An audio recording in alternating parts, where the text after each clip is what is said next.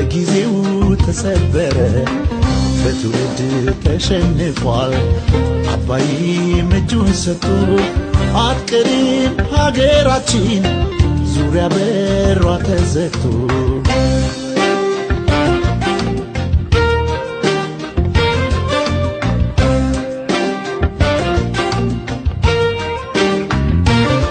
የታሪክ ድርሳናትን ብንፈትሽ ብናጠና ቀይ ባህር የኛም ነበር እስከ ቅርብ ትላንትና በተንኮል በሴራ ነው የገፉን ከባህር በር ጥያቄው እንደማይቀር እነሱም ያውቁት ነበር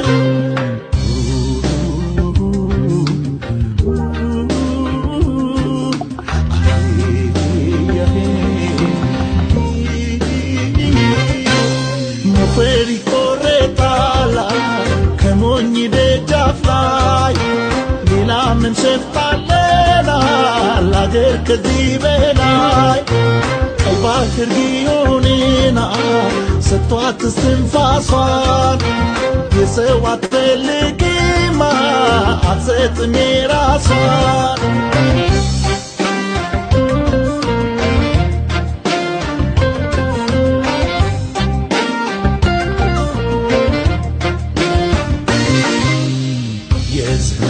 እንቆቅልሽ ሲፈራው የነበረ ዝም ያለው ዝምታችን በጊዜው ተሰበረ በትውልድ ተሸንፏል አባይ እጁን ሰጥቶ አትቀርም ሀገራችን ዙሪያ በሯ ተዘግቶ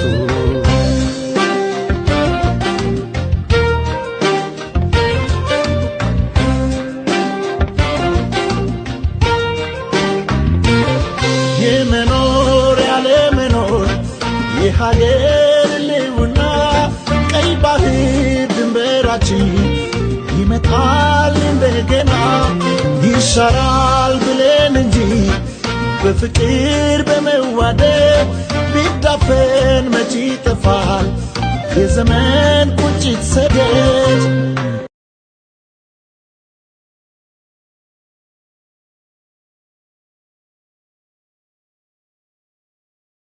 እንግዲህ ቁጭት ዘመን ነው የሚለው እንዴት አደራችሁ እንዴት ዋላችሁ ሰላማችሁ ብዝት በልኝ ዛሬ አንድ ትልቅ ስብሰባ ነበረኝ ስብሰባዬ ትንሽ ኤክስቴንድ ስላደረገ እዛ ቦታ እስክመጣ ድረስ ነው ያረፈርኩባችሁ ዞሮ ግን ያው አሁን ወደ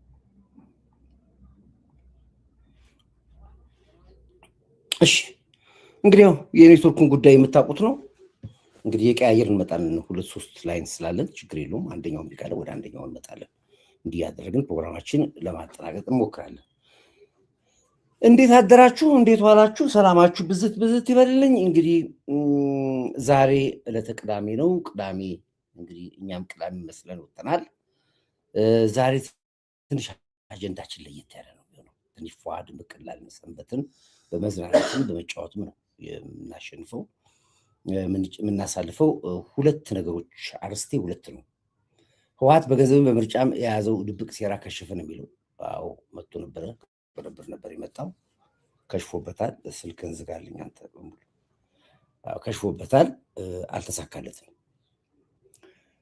ሌላ ደግሞ የሻዕቢያ ጉድና ሚስጥር ተዘከረከ ነው የሚለው ቀደም ሲል እንግዲህ አሁን ነው እንግዲህ የሚዲያው ድሮን ሐቅና እውነቱን የምታውቁት በዚህ ነው ተዘከረከ ሚስጥሩ እንዳለ ገበና ሁሉ እንዳለ ወጣ የህወሓት ላይ ሻዕቢያ ለዚህ ነበር እኔ ፋኖ የሚባል የለም፣ ፋኖ የሚባለው ራሱ ሻዕቢያ ነው፣ ፋኖ የሚባለው ራሱ ህወሓት ነው ወጥሬ ሲታገል ብዙ ፖለቲከኞች ፖለቲካው ሳይገባቸው ቀርቶ ዛሬ በግላጭ በይፋ ያልነው እውነት ሆኖ ተገልጦ ወጣ። የገንዘብ ድጋፉ ከነሱ እንደሆነ፣ አገር መታወክ ያለበት በሻዕቢያ እንደሆነ፣ ምን እንደሚያስቡ፣ አማራው እንዴት አድርጎ እንዲያልቅ እንደፈለጉ፣ ወልቃይትንና ተክሎችን ቦታዎች ሁሉ እንደሚሰጡ፣ ቤተመንግስት እንደሚገቡ፣ በረንዲ አማራው እንዲከፍትላቸው፣ አማራውን ሰላም እንዲነሱ በጣም ብዙ ብር ኢንቨስት እንዳደረገ፣ በወር ሁሉ የሚከፈላቸው እንዳሉ፣ ከውጭም ያሉትን አገር ውስጥ በደላር ደሞዝ የሚከፈለው የመንግስት ባለስልጣን በሻዕቢያ እንዳለ ጠቅላላ ሚስጥሩ ተገልብጦ ወጣ። ይህን መቼ ነው የሰራ ነው? እኛ ከ2 ዓመት በፊት ማስረሻ ሰጤ ሳይገባ እኛ ለዘመናት ስንጮህ የነበረው የፋኖ የሚባል ትግል የለም እመኑኝ፣ ሸኔ የሚባል ትግል የለም እመኑኝ ብዬ ስታገል የነበረው እውነት ዓመታት ቆጥሮ ዛሬ ስለወጣ ለኮር ዳዊት፣ ለትኩስ መረጃ፣ ለማዕበል መረጃ፣ ለጎ ቲቪ አንድ ቁጥር አድርጉልኝ። አያችኋለ ግልጽ አድርገን የሰራ ነው። ዓመታት በፊት ያለፈነው ነገር እውነት ሆኖ እዚህ ጋር ሲወጣ ስታየው ከዚህ በላይ እንግዲህ የሚዲያ ንጉስ የሚባልበት ዘመን የለም። አንድ ቁጥር አድርጉ ለኮር ዳዊት። እስኪ አድርጉ አንድ ቁጥር፣ ሁላችሁም አንድ ቁጥር አድርጉ። ላይክ አድርጉ፣ ሼር አድርጉ፣ ሰብስክራይብ አድርጉ። ቫይራል እንዳንታይ በጣም ብዙ ትግል ነው ያለው። እየተነጠቅን ነው እየወጣን ያለ ነው። ግን ዞሮ ያው ቀድመን ለህዝቡ ጋር እንዲዳረስ ስለምናደርግ በተለይ በሜሴንጀርም በቴሌግራምም በዋትሳፕም ስለምልክ ህዝቡ ጋር ይዳረሳል። ዞሮ ግን አሁን በፈለጉበት ምስክርነት የሚባለው ሀቅ እንደዚህ ነው የሚወጣው። ትግል ስታቅ፣ ፖለቲከኛ ስትሆን፣ ፖለቲካ ሲገባ የሚቀጥለውን 5 ዓመት 10 ዓመቱን ታሪክ እዚህ ጋር መዘገብ ትችላለህ። ያኔ ነው። ይሄ ነው ፖለቲከኛ ማለት። አክቲቪስት ማለት እንደዚህ የሚተነብይ ሳይሆን መረጃ ያለው የሰበሰበ ማስረጃ ያለው ስታገኝ አክቲቪስት ይባላል። ይህን ስላሁን በሰዎች ቀየማል። የራስ ጉዳይ ነው። የራስሽ ጉዳይ እንግዲህ የራስሽ ጉዳይ እና ዛሬ በጣም የድላችን ቀን ስለሆነ ነው እና እሱንም በተራ አንድ በአንድ አሳያችኋለሁ ምን እንደሚሆን። ግን አሁን አፍ ማሟሻ ሳኒ ዝም ብለን የገባ ነው። ልበ ብርሃን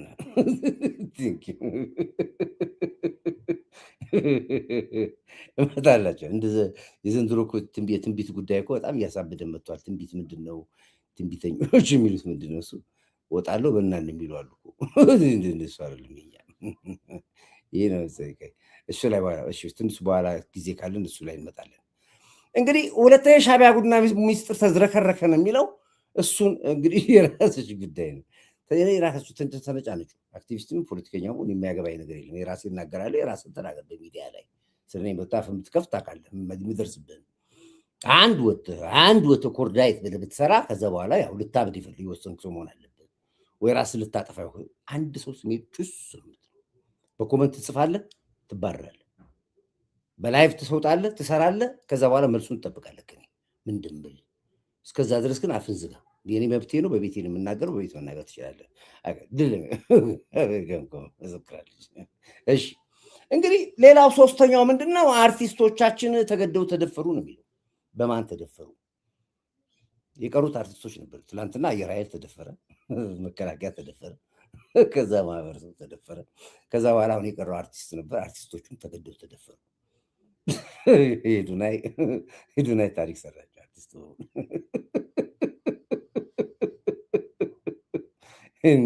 እኔ ብራቅ የሆነ ድምፅ ያላቸው ሰዎች እንኳን እኮ አልደፈሩም እኮ። ደፋር ነው መሀይምነት፣ ደፋር ያደርጋል። በቃ መናቅ፣ ሰው መናቅ፣ ህዝብ መናቅ ደስ አይልም። እኔ አዶናይ እኮ አድናቂ ነኝ። የአዶናይ አድናቂ ነኝ። ይህ ሁሉ አርቲስት ዘክዝ እኮ አዋረዳቸው። ዘክዝ እኮ እንዲህ እኔ ድፍረቱን ሳታደንቁ ከኋላችሁ ቀሽቦች ናችሁ ማለት ማነቅ አለባችሁ ድፍረቱን። አንዱ ብቻ ልክፈተውና ከዛ በኋላ እንመጣለን። ቆይ የታለ ሞጣ እንኳን ምን አለ? ሞጣ ምድር ሞጣ ያልከው ሞጣ ያለውን እንኳን እንመጣለን። ቆይ አንድ እያደረግን እንምጣና ሞጣ እንኳን ጉድ በላለ። ሞጣ እንኳን ምንድን ያለ? ቆይ እናንተ አትቸኩል። ቆይ ሞጣ እንኳን ምንድን ያለው? እስኪ ምንድን ነው? አንተ ደግሞ ከኔ ባሰ ተደናገጥክ። ሞጣ ምንድን ያልከው? ጉድ በላለ። ጥፋቴ ቢያሳጣ ፈደ ጥፋቴ ቢያሳጣኝም ዛሬ ትናንት አይደለም ጎበዝ አረሻራርጎ ፈደ ጥፋቴ ቢያሳጣኝም ዛሬ ትናንት አይደለም ፈደ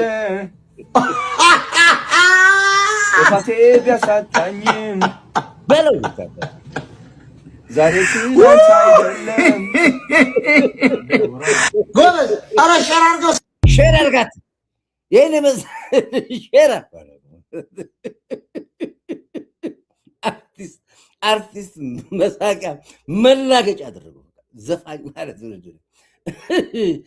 በጣም ደስ የሚል ቀን ማታ ትንሽ በጣም ውፍፍ አድርጎኝ ሁላችሁም ስትልኩብኝ ጊዜ ረዳይ ዝማትበል ስትሉኝ ሰራሁበት እና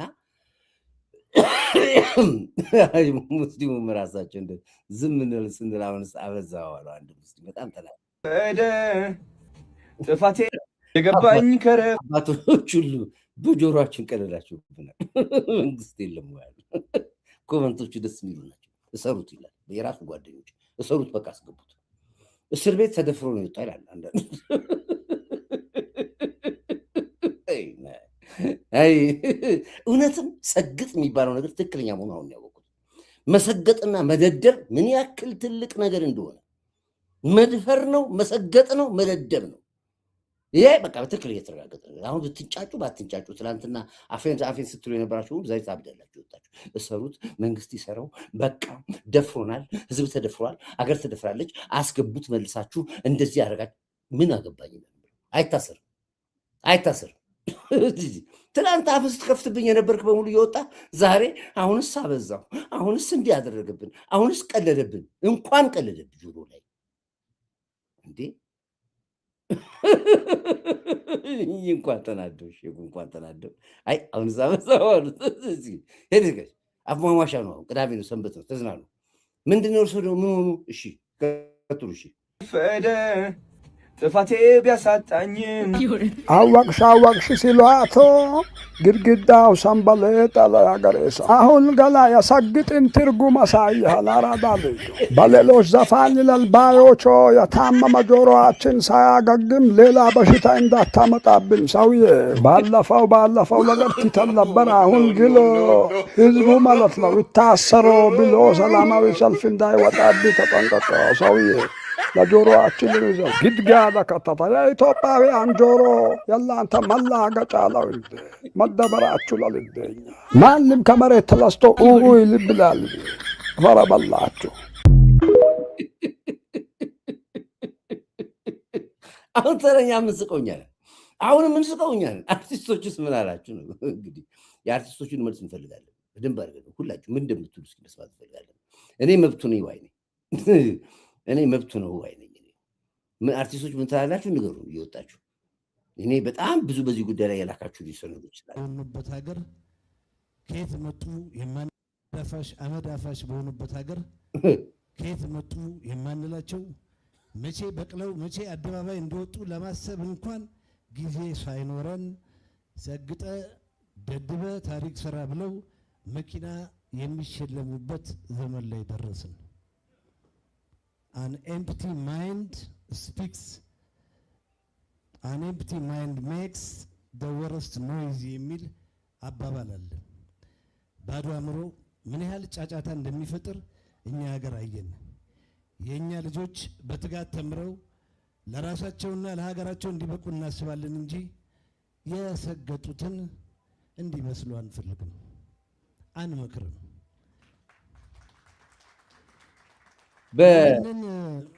በድፍረት መናገር ተገቢም ነው፣ የዜግነት ግዴታችን ነው።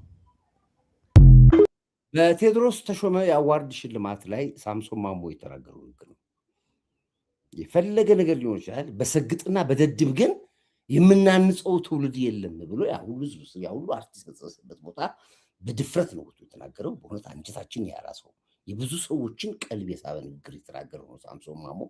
በቦታው ላይ ነበርኩኝ፣ በዝግጅቱ ላይ የክብር እንግዳ ነበርኩኝ፣ ተገኝቻለሁኝ እና እሷን ትንሽ ቆረጥ ተደርጎ የቀረበችው ነው። እኔ ምንም ነገር ቢባል ባይሰማም ፕሮግራሙ በአባይ ቲቪ ሁሉ ተላልፏል፣ መከታተል ትችላላችሁና ምን ልላችሁ ፈልጌ መሰላችሁ፣ በቃ አገር ስትደፈር ተደፈረች ነው። በቃ ምንም አታመጣም እኮ አለ። በቃ እሱ እኮ ነገር አሁን እኮ እኛ ነን እንጂ እኮ ምንጮ ምንም አታመጣም አለ እኮ በቃ ምንም አታመጣም ብለዋል።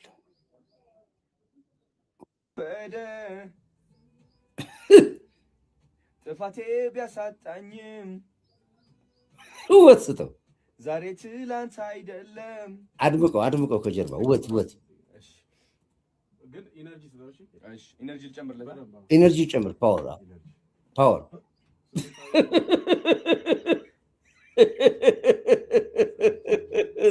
ፈታላዎቹ ናቸው ደስ የሚሉኝ፣ ከጀርባ ያሉ ፈታላዎቹ። ፓወር ስጠው፣ ውበት ጨምር፣ በደሌ እንዳጎደለኝ ድምቀት ስጠው። የገባኝ ከረፈደ ጥፋቴ ቢያሳጣኝም ዛሬ ትላንት አይደለም። ውበት ስጠው፣ አድምቀው። የበለጠ ጨው ልበል? አይ ስሜት ስጠው። ስሜት ውበት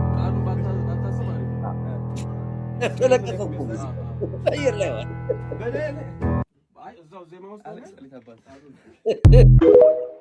እኔ በእውነት ልንገራችሁ፣ እኔ ይሄ ነው ሰግጥ የሚባለው። ሰግጥ ማለት መደደብና ድፍረት ነው፣ ሌላ ትርጉም የለውም። በገሃድ አሳያችሁ፣ ምንድን ነው? ወንድ ነው። ኤዶናይ ወንድ ነው። እያንዳንድሽ የወጣሽ ዛሬ አፍን ትከፍታለህ፣ ትንጫጫለህ። ኧረ አታውጣ በሉት፣ ኧረ እባክህን ተቆጥቁት፣ ኧረ ተው ምከሩት እባካችሁ፣ ኧረ እንደዚህ አትበሉት እባካችሁ። ያወጣችሁ ትለፈልፋለች። ለምን የሚመከሩ ነጠላ ዜማ የለቀቀው መብቱ ነው። በቃ እንኳን ለቀቀው። ምንድን ናችሁ እናንተ? ምን ቤት ናችሁ እናንተ? አስቁሙት ይላል ደግሞ አንዳንዱ። አስቁሙት ይላል። አስቁሙት ይላል አንዳንዱ። አስቁሙት። ለምንድን የሚቆሙ ለምንድን የሚቆሙት? አስቁሙት የሚሉት እንዴ? ይሄን የመሰለ ዜማና ግጥም ሳሌ ደጋጎ ግጥም በሳሌ ደጋጎ ነው ይባል። እኛ በጣም የሚገርማችሁ ነገር እንደዚህ አይነት መረዋ ድምፅ የያዙ ሴቶች እንኳን እንደዚህ አይነት መረዋ ድምፅ የያዙ ልጆች እንኳን ደፍረው አልወጡም ወደ ሙዚቃ። ሙዚቃ አርት ነው። ሙዚቃ እውቀት ነው። ሙዚቃ ችሎታ ነው። ሙዚቃ ብዙ ነገር የሚጠይቅ ነው። ሳይንስ ነው ሙዚቃ። ልክ ሚሊተሪ ውትድርና ሳይንስ ነው እንደምንለው ሙዚቃም ሳይንስ ነው። ታለንት ይጠይቃል። አንድ ዘፋኝ አንድ ግጥም አንድ ዜማ ሰርቶ ዓመት ይፈጅበታል። ማክሰኞ ከእስር ቤት ተፈተህ ሮብ ዕለት የምትለቀው ነጠላ ዜማ የለም በህዝብ ጆሮ ለመጫወት ካልሆነ በስተቀር። መረዋ ድምፅ ያላቸው አዳምጥችን ለምሳሌ እንኳን ይዘው ቁጭ ብለዋል። ጊዜ፣ ወቅት፣ ስፖንሰር አጋጣሚውን እስኪያገኙ ድረስ አዳምጠችን ለምሳሌ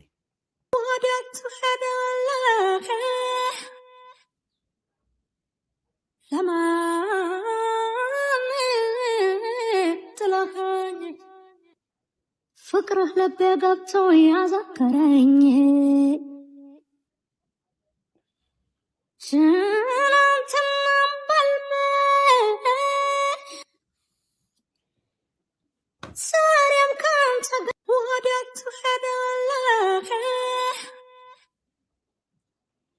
ለማን ጥለኸኝ ፍቅርህ ልቤ ገብቶ ያዘከረኝ ትናንትናም በልቤ ዛሬም ካንተ ጋር። እንግዲህ እንደዚህ አይነት መረዋ ድምፅ የያዙ ሰዎች እንኳን ጊዜ፣ ቦታ፣ ወቅት፣ ሰዓት ይጠብቃሉ። አልተንበጫረቁም። ወጥተው ገና ለገና ያሰገጡት ህዝብና ያደድብኩት ህዝብ ይከተለኛል በሚል ህዝብ መናቅ፣ አርቲስትን መድፈር፣ ሀገርን መድፈር። አሁን ኮመንቶቹ ብታነቡት በጣም ይዘገናቸው። የእሱ በጣም ደጋፊ የተባለ እሰሩት እያለ ለመንግስት እሰሩት፣ በቃ እሰሩት፣ አስገቡት፣ በቃ እሰሩት ሁሉ በሙሉ በቃ ይሄ እንደሚመጣ እናገር ነበር። ከፍ ስትል የከፍታህን መጠን ማወቅ መቻል አለብህ። በምን ስፒድ እንደምትሄድ ስፒድ ሊሚት ያስፈልጋል። መኪና እኮ ስትነዳ ከመቶ በሰዓት ከመቶ በላይ አትንዳ ይላል እኮ ስፒድ 120 ከነዳ 140 ከነዳ ቦታ ይመርጣል እኮ ኖርማሊ 40 50 ነው። ለማጅ ሹፌር ሆነ መንጃ ፈቃድ አውጥተህ በአመት በ160 ትነዳለህ እንዴ? እንዴት አድርገህ ነው? ከ20 በላይ አይፈቅድልህም። በሰዓት 20 30 ቀስ ብለህ ተጠንቅቀህ ያውን ቀኝ መንገድህን ይዘህ ነው የምትነዳው። ይሄ አጉል ወጣ ሲባል ውርደት ነው መጨረሻ፣ ዝቅጠት ነው መጨረሻ። ይውኙኝ መጨረሻ ላይ ደብቁኝ ያመጣል። አርቲስቶች በሙሉ እያለቀሱ ነው ያሉት በየቤታቸው። ጠቅላላ አርቲስት ተጫወትብናል። ታየ ማነው? እና ይሄ ውርደት ነው፣ ይሄ ዝቅጠት ነው፣ ይሄ ህዝብ መናቅ ነው፣ ባለሙያን መናቅ ነው። ለአብዮት ይጠቅማቸዋል። ለሪቮሉሽን በሙሉ ተከታዮቹ የአድዋ ልጆችና የሻዕቢያ ልጆች ናቸው ተከታዮቹ። በእጃዙር አለን ተመልሰን ዋት መተናል የሚል መልእክት ነው እየተላለፈ ያለው። አንተ አልገባህም። አሁን ከዘፈን ጋር ከዘግት ጋር ትላለህ። ህወሓት ተመልሼ መጥቻለሁ እያለ እየነገረ ነው ያለው። ኮመንቶቻችሁን አንብባችሁ በሙሉ ጁንታው በሙሉ ሰብስቦ ገብቷል። እሱ ሪቮሉሽን ወጣት ሪቮሉሽን ይነሳል ብሎ ይጠብቃሉ። አላወቁትም። በረጅም ካቴና በረጅም ገመድ አስረው የለቀቋት ዶሮ የፈቷትን ያክል ስሜት ይሰማታል ይላሉ እኮ። የተፈታች ይመጣል። ሰግጥ ማለት በትግርኛ ቀርቀር ማለት ነው። በጥብጠው ማለት ነው። ነቅነቀው ማለት ነው። ትውልዱን ነቅንቅ ማለት ነው። ሰግጥ ትርጉሙ ነቀነቀ፣ ወጥቶ በደንብ አድርጎ ነቀነቀ፣ በሚገባ ቋንቋ ነቀነቀ። ይሄ ከባድ የሆነ ድፍረት፣ ከባድ የሆነ ውርደት። መንግስት ምን ታደርጋለህ አላውቅም። ኮመንቶች ምን ይላሉ አያገባኝም። ሱስ መግባት አልፈልግም። ስለዚህ እኔ አሁን እችን ጫፍ ያልኩት ትናንት ላይ በላይ እኮ ሰራሁበት። ማታ 5 ሰዓት ላይ በጣም በግሩፕ አስገብተውን እንዴት ዝም ትላለህ? ምንድን ነው የምትሉት? ትሰራለህ ብለን ጠብቀን ተጫወተበት። አንድ ትልቅ ታዋቂ አርቲስት ደወለልኝ። የአርቲስት መጀመሪያ እሱ ደጋፊ ነበር በጣም። እኔን ራሱ ደውሎ አንድ ጊዜ ስለ እሱ ሰራ ባክዳይ ቶሄ ልጅ ምናምን ብሎ ይስለኝ ነበር ነው ደወለ ማለት ምን አይነት ባለጌ ልጅ ነው? ምን ባለጌ እንዲህ አይነት ወራዳ ነው እንዴ? እኛ እኮ ወጣቱ ቻሌንጅ ያደረገ መስሎኝ እንጂ በጣም ደግ አደረጋሉት። ምን አገባሉት? ሙያው ነው። ጥርሱን የነቀለው በሙዚቃ ነው አልኩት። አንተ ምን ያገባል አልኩት። ጆሮ ላይ ዘጋሁበት። ከዛ ለሆኑ ግሩፖች ላይ ስብሰባ ላይ ሆኖ እኔን አስገቡ። ለካሱ ደውሎላቸው እንዳይዘጋብኝ ብሏቸው ነው ገባው ማላቸው። እንዴት ዝም ትላለህ? እኔ ጠዋት የመጀመሪያ ፕሮግራሜ ላይ እሱ ልሰራ ነበር። ሌላ ኢንተርቪው ስለነበረኝ ነው እዛ ላይ ነው እንጂ እሰራበት ነበር። ግን አላስፈላጊ ለምን እሰራበታለሁ? ሰግጠሃል፣ ደድበሃል፣ ደድብና ቀጥል። ሰግጠህ ቀጥል። ምን አገባኝ? ይሄ እንደሚመጣብህ እኮ ነው ቀድሜ ነገርኩህ።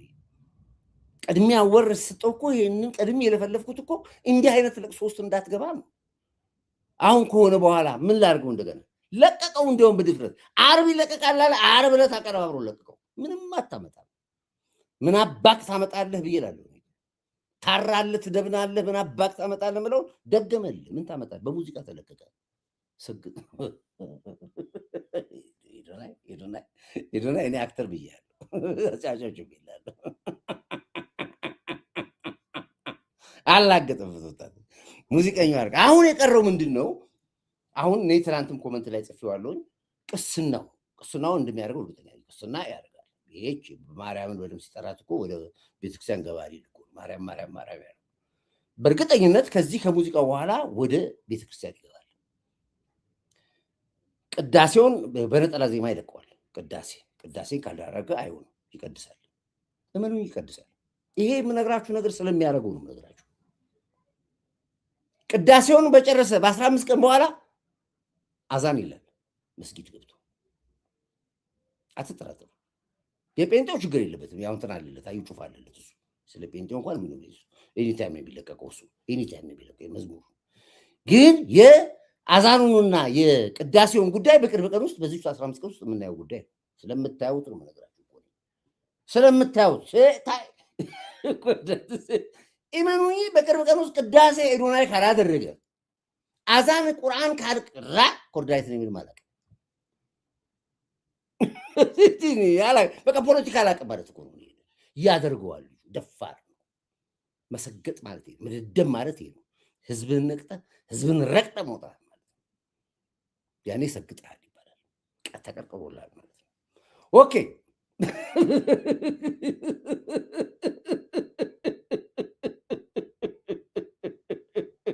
አይገርማችሁ? እንደዛ ሳብድ የነበረ ሰውዬ ተቀይሮ ዙሩ ወደ ሳቅ ገባውኝ ነው። ቢንጎ ነው ያልኩት። ቢንጎ ሁለቱ ከስር የተመሱ ልጆች ትኩረት ይደረግባቸው። ወጣቱን ይዘው አመዛ ያጣጡ ጠራጥር ሰው አጣጣጡ ከጀርባ ያለው እኮ ለዚህ እኮ ነው አብቹ ሚላል መሰለህ። አንድ ነገር ልንገር፣ አብቹ ልንገራችሁ እንደሚል እችን አዳምጣት። ለጣዕም ልኬት ዝም ያለ ውሃ ምን ያለ ዝም ያለ ውሃ ይላል። ዝም ያለ ውሃ ጥልቀት ያለው ነገር ይላል። የመንግስት ዝምታ ወይም ደግሞ ከርቀት ሲታዘብ አንድ ምላት ነገር አለች። ታስታውሳችሁ ሆነ በባህር ትልቅ ባህር ውስጥ የሌለ ነገር የለም። ዶልፊን አለ፣ አሳ ነባሪ አለ። የአሳ አይነት በየአይነቱ ነው ያለው። የሌለ ነገር የለም። ሁሉም ግን ማታ ጸጥ ይላሉ። መኝታ ነው። የሚሰሩትን ይሰራሉ፣ ይበሉት ይበላሉ፣ ለጥ ነው የሚሉት። በዛ መሀል ውስጥ ግን አንድ የባህር እንትን ዝም አትልም። በቃ ባህሩ የእሷ ይመስሏታል። ቁራሪት እና የባህር ውስጥ ያሉ ሰዎች ዝም ማለት የባህሩ ባለቤት እንቁራሪቷ እኔ ነኝ ብላ ነው የምትገምተው። በዝምታ ውስጥ ያሉ ግን ትልልቅ አሉ። ይሄንን በምሳሌ ነገራችሁ ጊዜ ዝም ያሉ ሰዎች ስላሉ ዝም ያሉ የባህር እንትኖች ስላሉ እንቁራሪት ስለለፈለፈች የባህሩ ባለቤት እንቁራሪት ነች ማለት አይደለም። በጸጥታ ውስጥ ያሉ አብቹም ያመስል በጥልቀት ያለ ዝምታችን ይላል። ትናንትና ታደሰ ወረደ ገንዘብ ጠየቁ። እዚህ መጥተው ገንዘብ ስጠናሉ። ጥይት መግዣ እኮ ነው። እንደገና ነዳጅ ጠየቁ። ነዳጅ ስጡ። ለኤርትራ ሊሸጥ እኮ ነው። ኤርትራ አሁን መኪና በቃ መኪና ቆመ። ኤርትራ ውስጥ ምን መኪና ይንቀሳቀስ የለማም። ልኪት ይምጣ ነዳጅ። ነዳጁን የሚሰጣቸው ህወሓት ራሱ ነዳጅ የለው። ቀደም ሲል በጥቅምት 24 በየጉድጓዱ በታንክ የቀበሩት ነዳጅ ሁሉ ጨረሱ። ነዳጅ ማደያ እኮ የለም። አሁን እኮ ከውጭ ነው የምትገዛው። ውጭ አለ በቃ ብላክ የሚባል አለ። እዛ ላይ 250 ብር ይላሉ እየጻፉ 320 ብር ይላሉ እየጻፉ። የለም ማደያ በሙሉ ዝግ ነው በትግራይ ውስጥ። ስለዚህ እንኳንስ አስመራ ነዳጅ ላያገኝ ይቅርና ራሱ ትግራይ ነዳጅ የለም። ጦርነት እንዳይጀምሩ ታንኩም የሚንቀሳቀስ ብረት ጎማ በሰንሰለት ተሽከርካሪው የጎማ ተሽከርካሪው ነዳጅ ይፈልጋል። ነዳጃቸውን ጨርሰውታል። ጦርነት ለመጀመር ፈርተዋል። ጦርነት ለመጀመር ነዳጅ ስለሚያስፈልጋቸው ደፍሮ ታደሰ ወረደ መጣ። እዚህ የህወሓት እንትኖችን አስከትሎ አብቹ እዛ ጨርሶ አላቸው። ፋይል ዘግተናል። እሺ ነዳጁ ይቅርብን አሉ። ገንዘቡ ይቅርብን።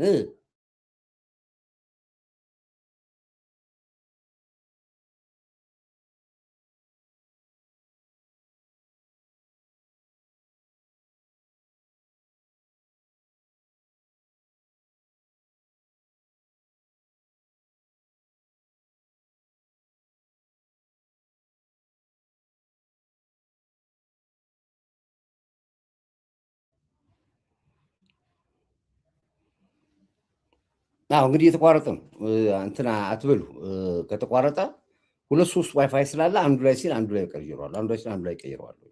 ሀከሮች ናቸው ብዙ እንደዚህ አይነት ስራ የሚሰሩት። ያው ስለምንግባባ ችግር የለውም። በአንደኛው ሲመጡ በአንደኛው ላይ ይመጣባቸዋል፣ በአንደኛው ሲመጡ በአንደኛው ላይ ይመጣባቸዋል። ስለዚህ ነው እነሱ የዶንቦስኮ ተማሪዎች ናቸው። ቴክኖሎጂ በጣም ያውቃሉ ከኛ የበለጠ። ስለዚህ ነዳጅም የለም ገንዘብም የለም። ለማን ነው ገንዘብ? ምንድነው የትግራይ ፋይናንስ ምናምን መጥቷል። አማኑኤል ነው የተባለው መጥቷል። ብር ይጠየቃል። ብር የለም።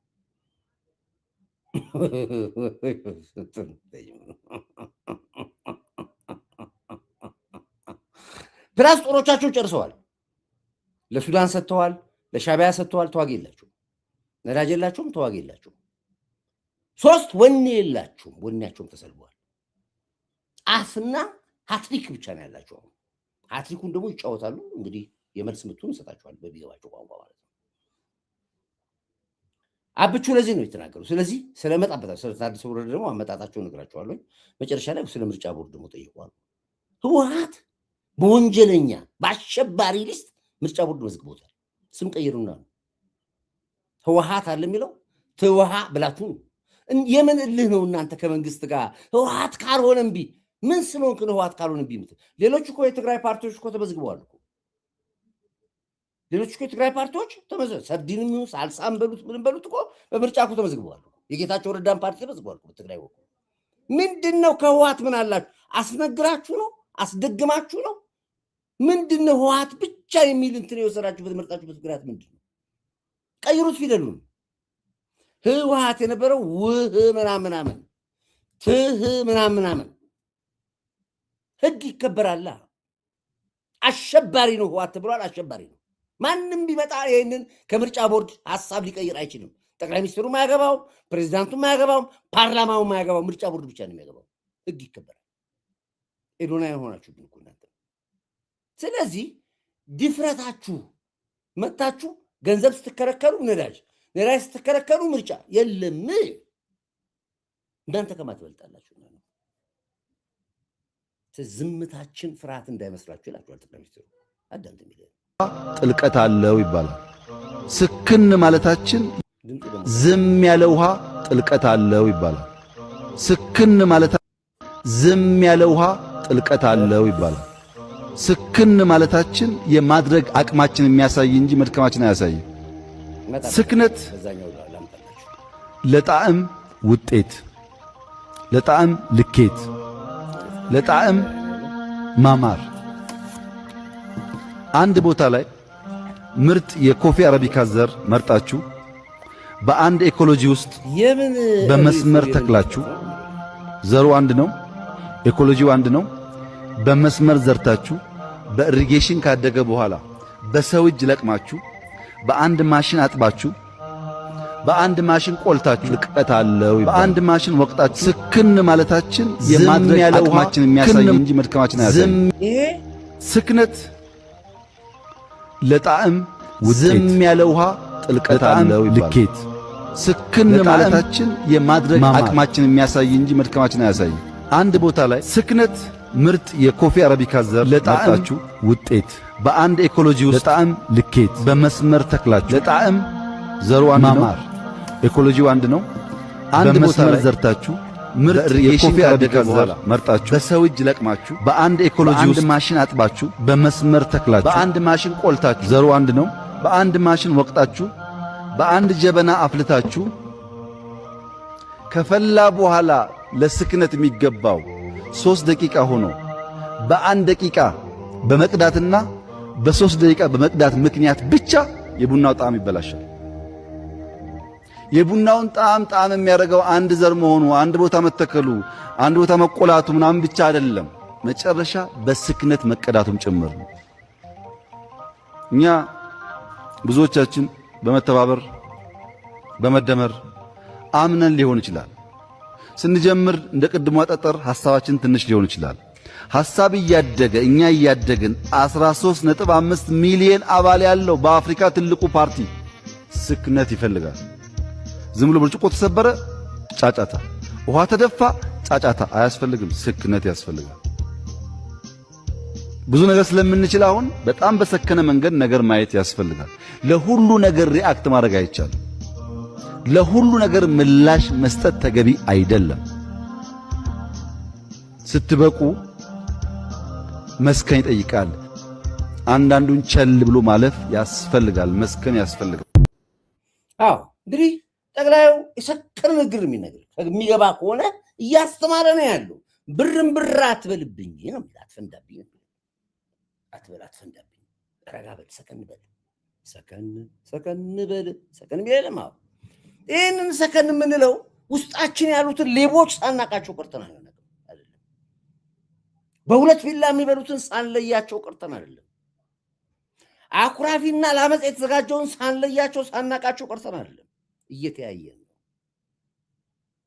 ያውቁናል፣ እናውቃቸዋለን። ግን ለምጣዷ ስትል አይጧ ትለፍ ብለን ነው ዝም የምንለው። ስክነት ይላል እንደዚህ። አለበለዚያ ታራለህ፣ ትደብናለህ፣ ምን አባክ ታመጣለህ አይነት ይሆናል። እኔ የአብቹ ንግግር በጣም ብዙ ወደ እናንተ ማዳመጣችሁ ብዙዎቻችሁ እንደተለወጣችሁ ብዙዎቻችሁ እንዴት አድርጋችሁ እንደመጣችሁ ምንድነው አቤል ምንድን ያልከው? ፍናፍንቶች ይገባሉ። አሁን የፍናፍንቶች መግቢያ ሰዓት ነው። በጣም ብዙ ፍናፍንቶች ይገባሉ። በተለይ እንደዚህ የእርስ በርስ የጋብቻ ጉዳይ ያለባቸው እንደና አቤል አይነቶች ይገባሉ። በጣም ብዙ ይገባሉ። እነሱን ታስወጣቸዋል። ምክንያቱም ቦታቸው አይደለም፣ ደረጃቸው አይደለም። እዚህ የሚቀመጡበት ቦታ አለ። ራሱ የህዋት ሚዲያ ያላቸው የራሳቸው ራሱ የሻቢያ ሚዲያ ያላቸው እዚህ ቤት ላይ ኢትዮጵያ ቤት ውስጥ መግባት አትችሉም። ወጣለ ማንኛውም። ስለዚህ ጠቅላያችን ማርሽ ቀያሪ ነው። ሁሉን ነገር ያየዋል ያውቀዋል ብለን ስንል በማስረጃ ነው ቆመለው። 300 የሚጠጉ የዚህ ሽፍታ በዚህ ውጊያ 300 ትናንትና በህዋት በነበረው ውጊያ በጥቅምት 24 በነበረው ውጊያ በሻቢያ አሁን በተደገመው ውጊያ በአማራ በተነበረው ውጊያ እንዴት አድርገን አማራውን ህዝብ አስጨርሰንና እንዴት አድርገን አማራውን አዳክመን መከላከያውን በአማራ በኩል አዳክመን እንዴት አድርገን ወደ ቤተ መንግስት እንገባለን ነው የትግላቸው መጨረሻ።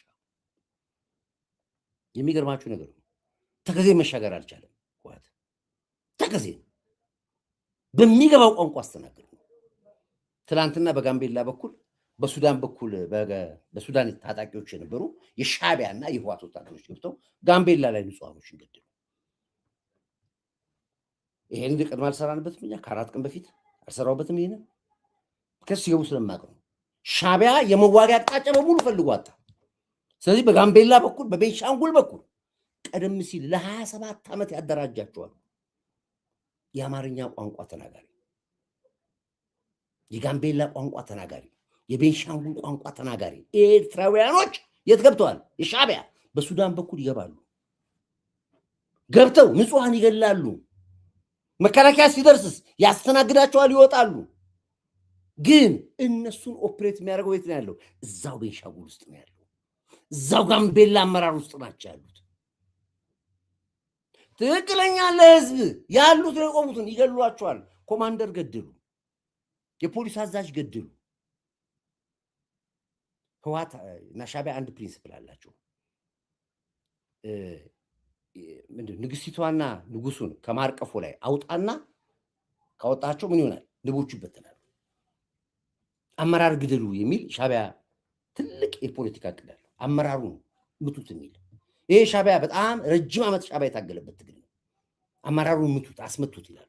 አመራር ከተመታ ከታች ያለው ይበተናል የሚል ፕሪንሲፕል። ለዚህ ነው ጋምቤላ ላይ መጀመሪያ የገደሉት አዛዦቹ ነው። ኮማንደሮቹን፣ የፖሊስ አዛዦቹ ምናምን የገደሏቸው። ለምን? ከዛ በኋላ የሚታዘዝ የለም በሚል ልክ እነሱ እንደገደሉ ንጹሃኑን መግደል እንደሚችል ያውቃል። ንጹሃን ከተገደለ ጫጫታ እንደሚወጣ ያውቃል። ከዛስ መከላከያው ሲመጣ ተመልሰው ሱዳን እንደሚገቡ ያውቃሉ።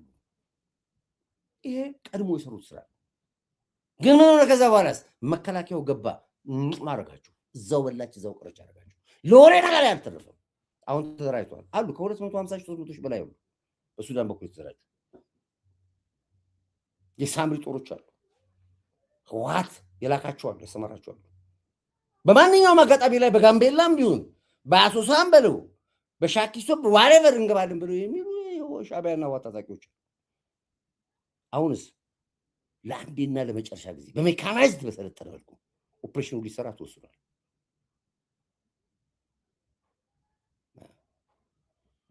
ቤተ መንግስት በፍቅር ብቻ አይደለም፣ በከፍለ ነው የምትገባው። ምን ያመጣል? ከፍል ትገባለህ ቤተ መንግስት ካልተፈቀደልህ ወይ እንደኔ ፓስ ከሌለ በስተቀር ምንም አታመጣም እኮ።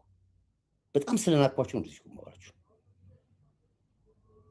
ውስጣችን ናቸው ያላችሁት ይላል አዳም ዝቤል። በዚህ ውጊያ 300 የሚጠጉ የዚህ ሽፍታ አካላት ትግራይ አግኝተናል እየሰለጠኑ። ተረታ ለሚወራው ፕራክቲካል ነው። ነገር ግን መስተካከል ያለበት የኦነግ ሸኔ ወይም ሽፍታው አማራ ብቻ ገደለ የሚለው አደገኛ ነገር ነው። የኦነግ ሸኔ ከአማራ በላይ ያዋረደው ኦሮሞን ነው። ከነነፍሱ አቃጥሏል። 10-15 ምሽግ ውስጥ ጥሏል። በምዕራብ ወለጋ 3-4 ወር ስንዋጋ ከነሱ ጋር በነበረው ውጊያ ስልክ አልነበረም።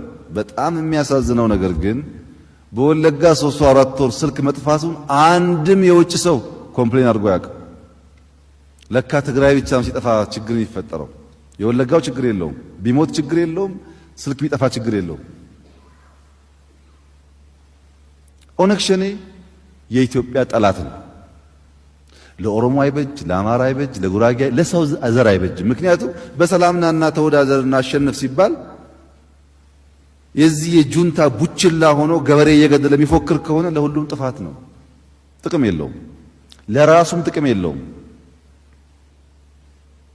እንጂ የወለጋ ህዝብ መንገድ እንዳይሰራ ልማት እንዳይመጣ ስቃይ ውስጥ እኮ የነበረው። አዎ ለዚህ ነው ኦሮሞኛ ቋንቋ ተናጋሪ ሻዕቢያና ህወሓት ነው ሲገለው የነበረው አልኩ።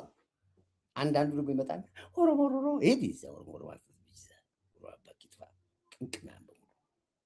የአማራ የበላይነት የኦሮሞ የበላይነት የትግሬ የበላይነት የለም አለ። እንደ ሰው ኑር አለ እኮ ጠቅላይ ሚኒስትሩ። ጫወታው ይግባ፣ ጫወታው የሻዕቢያ ነው፣ ጫወታው የግብፅ ነው። እኔ 2 ዓመት 1 ዓመት ስለፈልፍ የነበረበትን እኮ ማስረሻ ሰጠ። ይመጣና የምንመራው መሳሪያ የሚያስታጥቀን ምን የሚለን ሻዕቢያ ነበረ። ግቡ ቤተ መንግስት ላይ ያስገባችኋል የነበረው ሻዕቢያ ነበረ አላለም። ያኩ እንደዚህ ፍላጎቱ ኢትዮጵያን ማወክ ነው ሻዕቢያ። እድገታችን አይፈልገውም ሻዕቢያ። ያ ደግሞ ተልኮ ከግብፅ ጭምር ዘመጣ ነው አላልኩም እኔ። ፋኖ የሚባል ኃይል የለም። ፋኖ ከጠራ ኮርዳይት ጌታውን ነው ፋኖ። ግርማ የሽጥራ ነው ፋኖ። እሸቴ ከነ ልጆቹ የሞተው ነው ፋኖ የምንባለው እኛ ነን አላልኩም? ንገረኝ እስኪ አላልከኝ በል። ይሄን የነገርኩ ከ2 ዓመት ውስጥ ታገል የነበረው ያሁን ያለው ፋኖ ሻዕቢያ ነው። አሁን ያለው ፋኖ ህወሓት ነው። ተገልብጦ በመጣ አማርኛ ቋንቋ ስለሚችል ብቻ አሰማኝ። ሚስጥሩ ሲዘርገፍስ ምን አልክ? ተደራረን ያሉ ነገሮችን የሻዕቢያ ፍላጎት እዚህ ላይ በግልጽ ነው የመጣው። እኛ መደራደር አለብን ከኢትዮጵያ መንግስት ጋር ተደራረን ያሉ ነገሮችን በጠረጴዛ ዙሪያ መመለስ አለብን ማስመለስ አለብን ብለን ስንከራከር የመጀመሪያ እንዳትደራደሩ የሚለው ድርድር የሚባል ነገር መታሰብ የለበትም ብሎ የመጣው የኤርትራ መንግስት ነው። እኛ ነገሮች ገብቶን በቃ አማራው አለቀ፣ መንገድ ተዘጋበት፣ ከብቱ ተዘረፈ፣ ልጆች መማራቃታቸው፣ ገበሬው ማረሳቃተው፣ ይሄ ነገር ከኃይል በላይ ስለሆነ ጥያቄያችን ይዘን ከመንግስት ጋር እንደራደር ብለን ስንል አለ ኢሳያስ አፈወርቅ አጠፋችኋለሁ ነው ያለን። ከተደራደራችሁ እደመስሳችኋለሁ ነው ያለን። ቃል በቃል ያለውን ኢሳያስ አፈወርቅ የሚናገረው ማስረጃ ሰጡ። ብትደራደሩ ለመደራደር ብትሞክሩ አጠፋችኋለሁ ብሎ አለ። አላልኩም? ይሄን 2 ዓመት በፊት ይሄ እኮ የሚነግርህ እኮ እሱን ነው። አዳምጥ የሚለን ማስመለስ አለብን ብለን ስንከራከር የመጀመሪያ እንዳትደራደሩ የሚለው ድርድር የሚባል ነገር መታሰብ የለበትም ብሎ የመጣው የኤርትራ መንግስት ነው። የምትደራደሩ ከሆነ ድጋፌን አቆማለሁ ነው ያላቸው። ስለዚህ ነው እኛ ድርጅት መስርተናል። ድርጅታችን ወደ ድርድር እንወስዳለን። ከሻዕቢያ ጋር ሆናለሁ የሚል ከዚህ ድርጅት ውጭ ሆኖ መቀጠል ይችላል የሚል ሀሳብ አመጣንና አፋድ ከዓለም አቀፍ ተቋማት ጋር ውይይቶችን ጀመረ ማለት ነው። እንደምታስታውሰው ጥር ወር ላይ ከሁሉም ተቋማት የዓለም አቀፍ ተቋማት የተውጣጣ የቴክኒካል ኮሚቴ ያለንበት ቦታ ድረስ ጫካ ድረስ መጥተው ዳውንት ላይ የመጀመሪያውን ድርድር አድርገናል ማለት ነው። ይሄ ነው ጫወታ። የተላኩት መልእክተኞች ራሳቸው አማራው ከጦርነት ውስጥ እንዳይወጣ፣ አማራ ልጁን ትምህርት ቤት እንዳይልክ፣ አምቡላንስ የሚባል ካየ አቃጥል፣ የሃይማኖት አባትም ካየ ግደል፣ አስተማሪ የሚባሉትን በሙሉ አጥፉ፣ የተማረ ካለ ትግላችሁ ይበላሻል ብሎ የመከረን ኢሳያስ አፈወርቅ ነው። ለዚህ ስብሰባ ውጤት ነበር የገቡት እነ ዘመነ ካሴ እነ መሪው የተወሰኑት የገቡት ኤርትራ ገብተው መመሪያ ተቀበሉ ከኢሳያስ አፈወርቅ የወጡት ዋሻው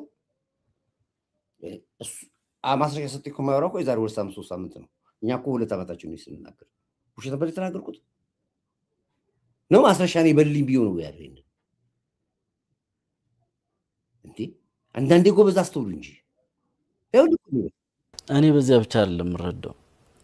አሁን ብዙ ሰው እየተረዳው ያለው የኤርትራ መንግስት የኢትዮጵያ መንግስት ለመጣል ያለው ፍላጎት ብቻ የሚመስለዋል አይደለም። እኔ በዚያ ብቻ አይደለም የምረዳው። እውነታውም እሱ ብቻ አይደለም። ኢትዮጵያ እንድትዳከም ይፈልጋል። ኢትዮጵያ እንድትዳከም ይሄን ምል የመንግስት መገልበጥ ብቻ አይደለም የሻዕቢያ ዓላማ። ኢትዮጵያ የምትባለው ሀገር መውደቅ አለባት። ኢትዮጵያ ካደገች ከበለጸገች ለኛ ያሰጋናል የሚል ህልም ነው ያለው ኢሳያስ አፈወርቅ። ስለዚህ ባለው አጋጣሚ ኢትዮጵያ እንዴት ትዳከማለች፣ እንዴት ሰላም ታጣለች የሚለው በዚህም ነው የሚተዳደረው። ግብጽ ባጀት የመደበለት ለዚህ ነው። መቼ ነው ነገርኳችሁ? ይሄን ሰው አሁን አብይ አይደለም ችግሩ። ኢትዮጵያ በራሷ እንዴት ትጠፋለች ነው ሻዕቢያ ዓላማው፣ የህወሓት ዓላማው፣ የሸኔ ዓላማው፣ የፋኖ ዓላማው፣ የግብጽ ዓላማው ኢትዮጵያ እንዴት ትጠፋለች ነው። ዛሬ ከተማው ሲለማ፣ ሪዞርቱ ሲያርቅ፣ ህንፃው ሲሰራ፣ መንገዱ ሲሰፋ እያበዱ ነው ያሉት እኮ። ዓላማቸው አብይ አይደለም። ዓላማቸው ራሷ በራሷ ኢትዮጵያ እንዴት ትዳከማለች፣ እንዴት ትጠፋለች ነው። 2 ዓመት ይሄን ከተናገርኳችሁ እድገታችን ያስፈራችኋል ብያልኳችሁ የዛሬ 2 ዓመት ነው። ይሄው ቃል በቃል ስሙ። አሁን ብዙ ሰው እየተረዳው ያለው የኤርትራ መንግስት የኢትዮጵያ መንግስት ለመጣል ያለው ፍላጎት ብቻ የሚመስለዋል። እኔ በዚያ ብቻ አይደለም የምረዳው። እውነታውም እሱ ብቻ አይደለም። ኢትዮጵያ እንድትዳከም ይፈልጋል። ኢትዮጵያ እንድትዳከም ይሄ የኤርትራ ብቻ አይደለም፣ የግብጽም ጭምር ነው።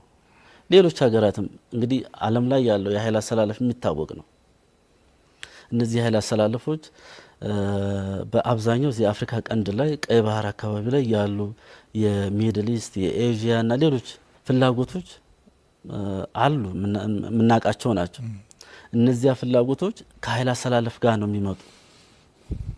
ስለዚህ የኤርትራ መንግስት ካለው የኃይል አሰላለፍ የተወሰነውን ይዞ አፍሪካ ቀንድ የማተራመስ እና በተለይም ደግሞ ኢትዮጵያ ላይ ቂም የቋጠረ እስኪመስል ድረስ የአማራን ህዝብን በዚያ ደረጃ በመፈረጅ እንዳይወጣ ጥያቄው እንዳይከበር እና ተራ አተራማሽ ብቻ እንድትሆን በጥባጭ ብቻ እንድትሆን ነው የሚፈልገው እንጂ ተደራጅታ አቅም ፈጥራ ለሴንትራል ፓወርም አቅም እንድትሆን አይፈልግም። ስለዚህ በእነዚህና ሌሎች ምክንያቶች የኤርትራ ፍላጎት ድርድር ሳይሆን በንግግር በድርድር በዚህ ደረጃ በዓለም አቀፍ ተቋማት ፊት ክብር አግኝተህ እንድትደራደር ሳይሆን ተራ በጥባጭና ሽፍታ ሆነ ግን ደግሞ ለሱ አሁን ላይ የተነሱ ጥያቄዎች አሉ። እነዚያ ጥያቄዎች ጊዜ እንድንገዛለት ይፈልጋል። አንዳንድ መሪዎች እኮ ቦልድ ሊወጣው የኢትዮጵያ መንግስት ወደ ኤርትራም ወደ ህወሓትም ወደ ማጥፋት ከሄደኛ ከኋላለን ባለም አፈር ሲናገሩ ነበር። ከኋላለን እኛ እንገባለን እኛ እንትን ማን ነበር ይሄን የሚለው? እነ እንኩሮ ሚዲያ የዲያስፖራ የሚልኬሳ አብዮት ተከታዮች በሙሉ ኤርትራ ስትነካማ ዝም ብለን አናይም ብሎ ሻለቃ ዳዊት ይወጡ እንዳርጋቸው ጽጌ ኤርትራ የምትነካ ከሆነ ከኤርትራ ወገን ሆነ እንዋጋለን መንግስት ይሉ ነበር። እነዚህ በሙሉ ቅጥረኞች ነበሩ፣ ባንዳዎች ነበሩ።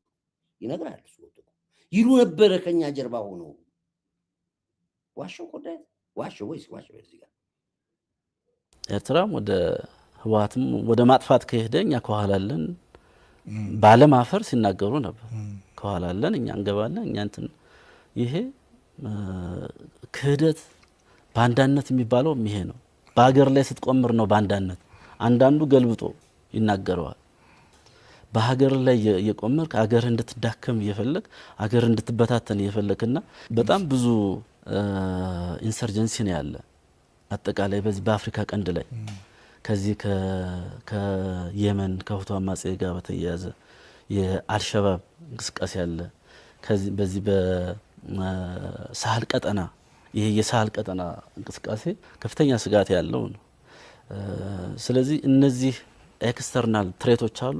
ኢንተርናሊ ደግሞ እኛን በዚያ ደረጃ የተልኳቸው አጋር አድርገው ሀገር እንድትዳከም ፍራጃይል ስቴት እንዲፈጠር የመፈለግ ስራን የሰራውና በዚህ ድርድር አንድ ትልቁ አፋሕድ አሳክቶታል እንደ ግብ ይዞታል የሚባለው እኛ የገመገምነው ትልቅ የሆነ ከፍተኛ የሆነ የኃይል ማዛባት ስራ ሰርተናል። ከፍተኛ የሆነ ይሄ ገንጣይ ተገንጣይ ቡድን የነበረበት በጥቅም የተሳሰረ የነበረበት የሌሎች ሀገሮች እንቅስቃሴ አንዳንዱን በገንዘብ አንዳንዱን በሌላ ምክንያት በመያዝ ብዙ ስራ የተሰራበት ወቅት ነው። አሁን የዚህን እጅን የቆረጥ ነውና ትልቅ የኃይል ማዛባት ስራ ሰርተናል። ፖለቲካሊ ትልቅ ውጤት አምጥተናል ብለን እናስባለን። ከዚህ በተጨማሪ የአፍሪካ ችግሮች በአፍሪካ መሪዎች ነው መፈታት ያለበት። ስለዚህ አፍሪካ ውስጥ ያሉ ተቋማትን ንቀህ በሌሎች ላይ ዲፔንድ የሆነ ፍላጎት ካለ አንተ ነገ ሀገርህን ላለመሸጥህ ምንም ዋስትና የለም። ስለዚህ እነዚህ ተቋማትንም እናከብራለን። እንግዲህ ምንድነው ኤርትራ ራሷ ኤርትራ ሀገር ለመሆኗ መለስ ዜናዊ ነገረን እንጂ መች ነው የምናውቀው? አናውቅም እኮ እኛ እኮ አሰብ የሚል ካፋቸው አጥፉት ብለን እኮ በግንባራችን እኮ ተገለናል። ሸዋሮቢት እኮ ተጨፍጭፈናል። መሀል መስቀል አደባባይ ተረሽነናል። በዋት ዘመን አሰብ ብለን እንድንል እኮ አፍንችን እንድንከፍት እንኳን ያደረገነው ወይ መንግስት እኮ ነው። የባህር ወደብ ጥያቄያችን ደርሳለ መንግስት ያወራል። ያውም ህጋዊ እውቅና በሌላት አገር በኤሪትሪያ ሳናቂ ወጣች ሀገር ሳናቂ ሄደች ሀገር ሀገርነቷን ማናቃት ሀገር ጃርባጫ ተናገርኩ ይሄን ሰምታችሁ ታላለ ተናገሩ ጃርባጫ አናቅም ስለ ሀገርነቷን ኤርትራ አናቅም ነው ጃርባጫ አሰብን በጋራ እንኳን አሰብ ቀጥተው እነሱም ህጋዊ በሆነ መንገድ አይደለም የሄዱት። ስለዚህ እንኳን አሰብ ይቅርና ራሷ ኤርትራ የምትባለው ሀገር ለመሆኑ ህጋዊ እውቅና የላቸውም ነው። ይኩ ግጭ እኮ ያመኩሱ እንዲነበር የኤርትራ ህዝብ እኮ ነፃነት ይሻላል ወይስ ባርነት ይሻላል ተብሎ እኮ የተገደደና የተሰደደ ህዝብ ነው እንጂ ኑሮ የጀመሩት ኢትዮጵያ ውስጥ ነው። መበልጸግ የጀመሩት ኢትዮጵያ ውስጥ ነው። ሀብት ያገኙት ኢትዮጵያ ውስጥ ነው። ሀብት ያፈሩት ኢትዮጵያ ውስጥ ነው። አንድ ኤርትራዊ ኤርትራ ውስጥ ኢንቨስት የሚያደርግ የለም። አንድ ኤርትራዊ ልክ እንደ ህዋቶች ማለት ነው። አሁን የህዋት የፈለገ ባለ ሀብት ትግራይ ውስጥ መሬት ያለው የለም፣ ህንፃ ያለው የለም። የፈርት ነው። ለምን ትግራይ ውስጥ ኢንቨስት ካደረገ ማንም ይሁን ማንም መጥቶ እንደሚዘርፈው ያውቃል። ከደብረ ጽዮን ቢያመልጥ ከታደሰ አያመልጥም። ከታደሰ ቢያመልጥ ከሞንጆሪኖ አያመልጥም። ይህን ስለሚያውቅ ማንም ትግራዋይ ኢንቨስት ሲያደርግ አዲስ አበባ ላይ ነው፣ ጎንደር ነው፣ ጎጃም ነው፣ ጅማ ነው ምናምን ነው። ሻዕቢያም እንደዚህ ነው። በዘመናቸው የኤርትራውያኖች ሀብታቸውን ኢንቨስት አድርገው ኤርትራ። ለዚህ ነው እኮ የሰዓት መቁጠሪያው ራሱ በ16 ዓመት በ15 ነው የተከለ አስፋልት አያድሱ። ለምን? እንደ ሀገር ነን ብሎ ስለማያምኑ ራሳቸው። ባርነትና ነፃነት ተብለ ጥያቄ ቢቀርብልህ የምትለው ኦቪየስ ነው።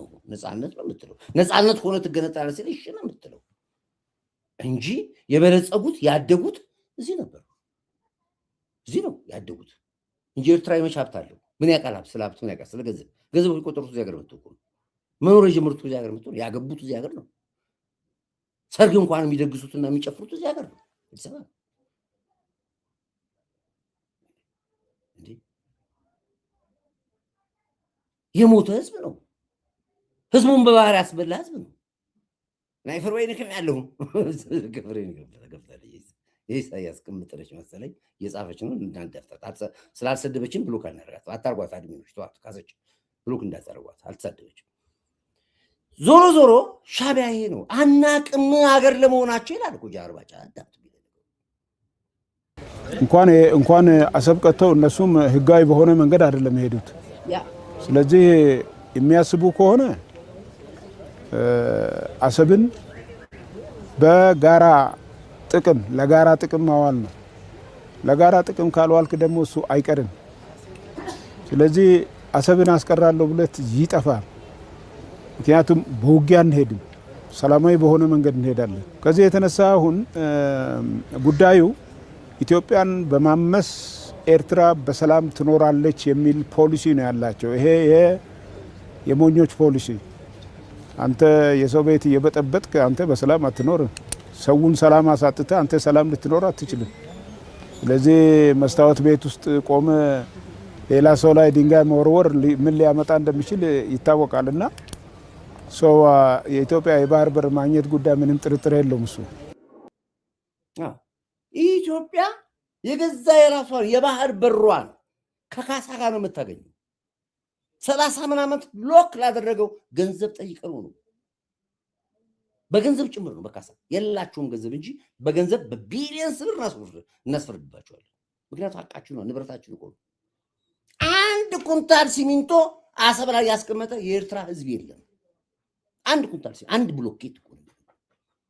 ያ ሁሉ ሪፋይነሪያችን፣ ያ ሁሉ ወደባችን፣ ያ ሁሉ ወደብ ቤቶቻችን ያን ወደ ከተማ ስንሰራ አንድ ኤርትራዊ አንድ ብሎኬት አልሰጠም። አዳምጥ ካለ ነገር የማስረጃ ደርሰኝ ስትይለኝ የለም ምንም። ዘረፋ ነው ያዛችሁት። ዘረፋ ደግሞ የመጀመራችሁ አይደለም እኮ የቆመበት ቦታ እኮ ነው። እነ ወልወል፣ እነ ካራማራ፣ እነ ነፃነት፣ እነ አንድነት፣ እነ ኢትዮጵያ ምን የመሰሉ መርከቦቻችን እኮ ነው ወስዳችሁ ሸጣችሁት። ለአማጽያ፣ ለሁቱ፣ ለቱሲ ዋቴቨር ይሸጣችሁት። ስንት ሺህ 40 ፊት ኮንቴነር እቃችን እኮ ነው እንዳጫን ከነ መኪናችን የወረሳችሁት። ሻቢያ አሰብ ላይ ወደብ ላይ ስንት ጉዳችሁ ወረናት። ዘራፊዎች ናችሁ፣ ሊቦች ናችሁ። የሴራ ፖለቲካ ስለምትችሉ ነው። ከገባን ብዙ ፖለቲካ አለ። ስለ ግንቦት 20 መፈንቅለ መንግስት ሁሉ እንገባለን። እናንተ እንደሰራችሁት እናንተ እንደሆናችሁ እነዛን ሁሉ ጀነራሎች አስገደላችሁት። ሻቢያ ለሆናችሁ ይስጥራችኋል። እጃችን ላይ ደርሷል። አናወራም ብለን ዝም ያለው ከነካካችሁን ግን በደንብ አድርገን እናጦዛችኋለን። እስኪ በቃችሁ ነው ነገራችሁ። እረፉ። ምን ነው ለዚህ እጃችሁን አንሱ። ተጠርዘ ከሄድክ በኋላ እንደመለስ አንሰራ። መለስ እኮ የአይን ቀለም አላማረኝ ብሎ እኮ ነው ቡሬ ቦርደር ላይ በእነትሬ በኳራንታ ትሬ በቹንኮ ትሬ በምን ትሬ በሚባል በድሮ ጣሊያን መኪና እንዳሸዋ ወስዶ እኮ የዘረገፈ የአይን ቀለም አላማረኝ መለስ ዜናዊ እኮ በአንድ በኩል እውነት ነው ማለት ይችላል። ያንን አድርገውም እኛ ግን ካምፕ ሰብስበን እናስገባቸዋለን። እዚህ የምትደረገበት 3 ስታር ሆቴል፣ 2 ስታር ሆቴል፣ 3 ቤድሩም፣ 1 ቤድሩም የሚል በድንኳን ውስጥ ተቀመጣለህ። ካምፕስ በድንኳን ስለምናደርገው ነው እንደምናደርገው። በቀን ሻይ አንድ ዳቦና አንድ ሻይ እየሰጠን የለመድከው አይርብህም። ባንነዚህ እዚህ ነው ቁርጡንም ጥብሱንም ምኑን የለመድከው። ስለዚህ እረፉ፣ አትናገሩን። እኛ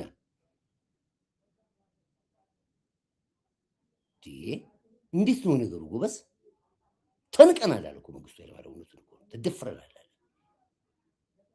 እረፉ ብለናል። እረፉ። እንግዲህ ሚስጥራችሁ በእነ ማስረሻ ሰጤ ዛሬ በጋድ ይወጣላችሁ ነው ያላችሁት። ይኸው የፋኖ መሪዎች የሚባሉትን ውጭ ባሉ ደላር እየላካችሁ እኮ ነው ፋኖችን፣ የአመራሮችን፣ የአማራ ክልል መስተዳድሮችን፣ የኦሮሞ ክልል መስተዳድሮችን ደላር እየላካችሁ እኮ ነው የገዛችኋቸው። በኤርትራ በደላር እየከፈላችሁ እዚህ መንግስት በኢትዮጵያ ብር ይከፍላችኋል። እናንተ ከዛ በደላር ትልኩላችኋላችሁ። ለማ ለመንግስት ለብልጽግና አመራሮች $2000 የሚከፈለው የአማራ ክልል ባለስልጣን ነበር። ስሙን አናገርም። አሁን ወሬውን ተላይቶ ገብቷል። ሌሎች አሉ። አሁን እዚህ አዲስ አበባ ያሉ ባለስልጣኖች ማለት ከዲያስፖራ ብር እየተላከላችሁ ዶላር እየተላከለ ልክ እንደ መብራት ኃይል። አሁን መብራት ኃይል እኮ ሰራተኛው እኮ መብራት የሚያጠፋብህ እኮ ዝም ብሎ እንዳይመስል እኮ ከዛ $300 ከተላከለት የወር ደመወዝ እኮ 30,000 ብር ደረሰው ማለት ነው። ስለዚህ ሄዶ አየር ጤና መብራት ያጠፋል፣ ዓለም ባንክ መብራት ቦሌ ያጠፋል። አጥፉ መብራት ሲባል ከዛ ነው ዶላር ይመጣል። የመንግስት ባለስልጣን እዚህ ሆኖ ከመንግስት ደሞዝ ይበላል፣ እንደገና ደሞዝ ከዛ ዶላር ይላክለታል። ይሄው እኔ ነኝ ያልኩት። የዛሬ 2 ዓመት ይሄን አልተናገርኩም እኔ። በጎፈንድሚ የሚሰበሰብ ገንዘብ የት እንደሚገባ አላወራንም። ጎፈንድሚ ማን ያስቆመው? ኮራይት አይደል ነው ጎፈንድሚ ያስቆሙት? እኔ እኮ ያስቆሙት። ማንም ሰው ለሕክምና እንኳን ጎፈንድሚ ደፍሮ የሚወጣ እንዳይኖር አድርጌ እኮ ነው ያዘጋሁት። ጎፈንድሚ እስኪ ወንድ ሰው ወጥቶ ጎፈንድሚ ይሰብስብ። ይሄው ለሚነግና አዳምጥ። ዲያስፖራ አካባቢ ላይ በተቀመጡ የሻቢያ ወኪሎች በኩል ከፍተኛ ገንዘብ እየተላከ የፋኖ መሪዎች የሚባሉትን የመጥለፍ የመያዝ ስራ ተሰራ። በሀገር ውስጥ ደግሞ ከቲፒኤልኤፍ ጋር ግንኙነት በማድረግ በአካል በመገኘትም ጭምር በአካል ኤርትራና ወደ መቀሌ እንቅስቃሴዎች እየተደረጉ የፋኖ መሪዎች ቁሳቁሶችን የማምጣት እነዚህን ተተኳሾችን የቡድን እቃዎችን ነገሮች በማምጣት ትግሉን የመጥለብ ስራ ተሰራ ማለት ነው። የአማራ ክልል ከፍተኛ የቢሮ ኃላፊ የነበረ ሰው ከሻቢያ በየወሩ $2000 የሚከፈለው ነበር። አሁን ሊያድግ ይችላል ያ ገንዘብ በእርግጠኝነትም አድጓል። $2000 የሚያዘረዝርለት የሚልክለት ልጅ እዚሁ አዲስ አበባ አለ። በዚህ ደረጃ ተከፋዮች አሉ። ከሻቢያ ነው ያ ገንዘብ የሚመጣው። መቼም ሊያግዛህ አይሰጥህም። አሁንም ቢሆን ቢሮ ውስጥ ላሉት ሊከፍሉ ይችላሉ፣ ይከፈላቸዋል።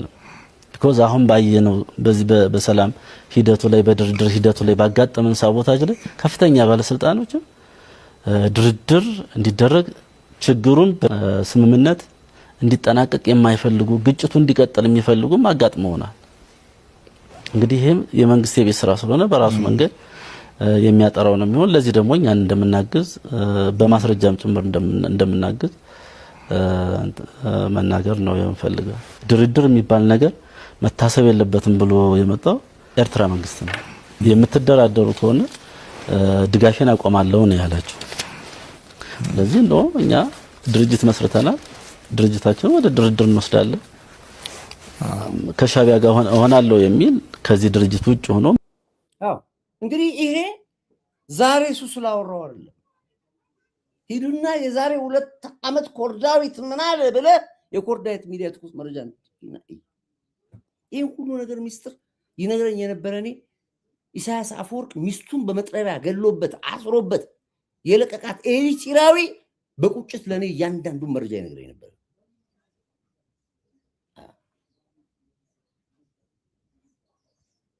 ሂዱታ ባካንተ ቅንቅናሞች እዚህ ድና እዛ እንትን በለዛ ባንዳ በሙሉ እዚህ ልክስክሶች አትግቡ። ጋዚ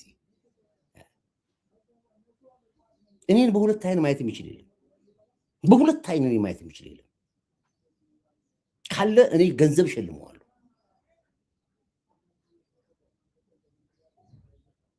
ይሄ ቀላል ሚስጥር አይደለም። ዛሬ እየወጣ ያለው ሚስጥር ከባድ ሚስጥር እየወጣ ነው ያለው።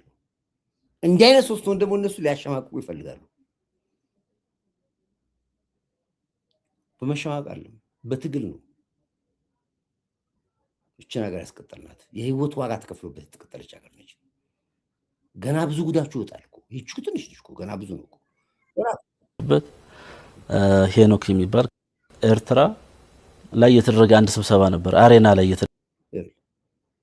ዛሬ ፋኖ ተመረቀ፣ ፋኖ ሰለጠነ፣ ፋኖ እንዲህ አለ እያሉ እነንኩሮ ሚዲያ የሚያሳዩ ፊልም በሙሉ የሚሰራው ትግራይ ውስጥ ነው፣ አስመራ ውስጥ ነው የሚሰራው። በአማራ ክልል በአማራ ግዛት የትም ቦታ ይሄን ማድረግ የሚችሉበት አንዲት ቅንጣት 1 ሄክታር መሬት የላቸውም። ተራራ ጫካ ለጫካ እንደ ጎሬላ ከመዋጋት ውጭ መሬት ይዘው ካምፕ ይዘው ያሉበት ቦታ ፋኖ የለም። ሸኔ በካምፕ ደረጃ ላይ በወለጋ በኩል የነበረበት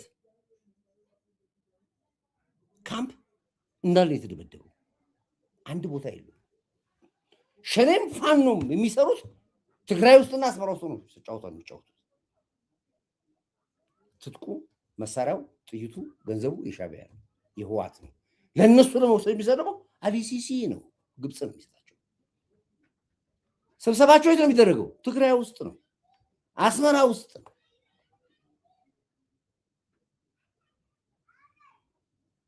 ኤርትራ ውስጥ ነው የሚሰበሰቡት።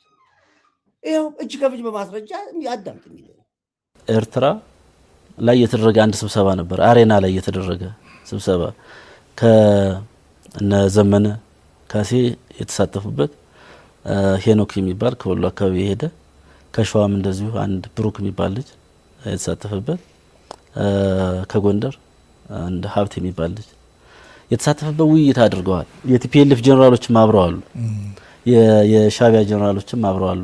አሬና ላይ ተገናኝተው የተነጋገሩት ትልቁ ስራ አሁን አንደኛው የአማራ ፋኖ ኮዝ ተብሎ የሚታወቀው የማንነትና የወሰን ጉዳይ ነው።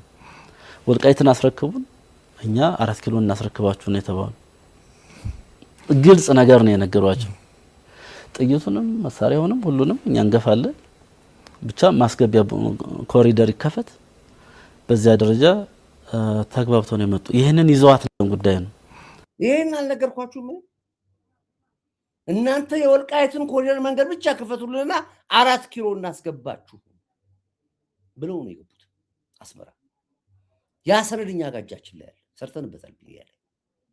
ቃል ገብተው ለዚህ ነበር ኮሎኔል ደመቀን የማሽመርመር ስራ በተሰራው ለዚህ ነበር። ወልቃይትን የኮሪደር መንገድ አስገብተው ሻቢያ በዛ በኩል ሰንጥቆ ይገባል፣ ወልቃይትን ይረከባሉ። ከዛስ ቢሳካላቸው ቤተ መንግስቱን ለዘመነ ካሴ ተቀባባ 7ኛው ንጉስ 8ኛው ንጉስ ቴዎድሮስ ምናምን እየተባለ የሚወራው የነበረ ወሬ ይሄ ነበር አጀንዳው። እናንተ ወልቃይት ውስጡን እኛ ቤተ መንግስት እናስገባችሁ። ዋሸው አልሰራውበትም። ይሄንን እስኪ አልሰራበትም ቅርቁር ዳይት ይሄንን አለፈ አይሉ አብረዋል። አሬና ላይ ተገናኝተው የተነጋገሩት ትልቁ ስራ አሁን አንደኛው የአማራ ፋኖ ኮዝ ተብሎ የሚታወቀው የማንነትና የወሰን ጉዳይ ነው። ወልቃይትን አስረክቡን፣ እኛ 4 ኪሎ እናስረክባችሁ ነው የተባሉ። ግልጽ ነገር ነው የነገሯቸው። ጥይቱንም መሳሪያውንም ሁሉንም እኛ እንገፋለን፣ ብቻ ማስገቢያ ኮሪደር ይከፈት። በዚያ ደረጃ ተግባብተው ነው የመጡ። ይህንን ይዘዋት ነው ያሉ አመራሮች። ወደ ታች ቢያወርዱት ሰራዊቱ ላይ ይቀበል ይችላል፣ ጀኒውን የሆነው አይቀበልም። ግን ደግሞ ግልብ ይሄ ሶሻል ሚዲያ ላይ የተንጠለጠለ እውቀት ያለው ፌስቡክ ላይ ቲክቶክ ላይ የተንጠለጠለ እውቀት ያለው ይሄ ቅንጭብጭብ እውቀት ያለው ግን ከመታዘዝ ያንን ከመፈጸም ወደ ኋላ አይልም እና መሪዎች ያውቃሉ። ከስር ያለው ግን በአብዛኛው የማወቅ እድሉም አነስተኛ ነው። አያችሁ ሀቅና እውነት እንደዚህ ቢዘገይም ይወጣል ብለን እንላችሁ። ለዚህ እኛ ዝም ብለን አለ የምንሰራው ሚዲያ ዝም ብለን ሚዲያ ላይ አልወጣንም። ወይም ደግሞ የባህል ወይ ደግሞ የልምድ ፖለቲከኞች አይደለም።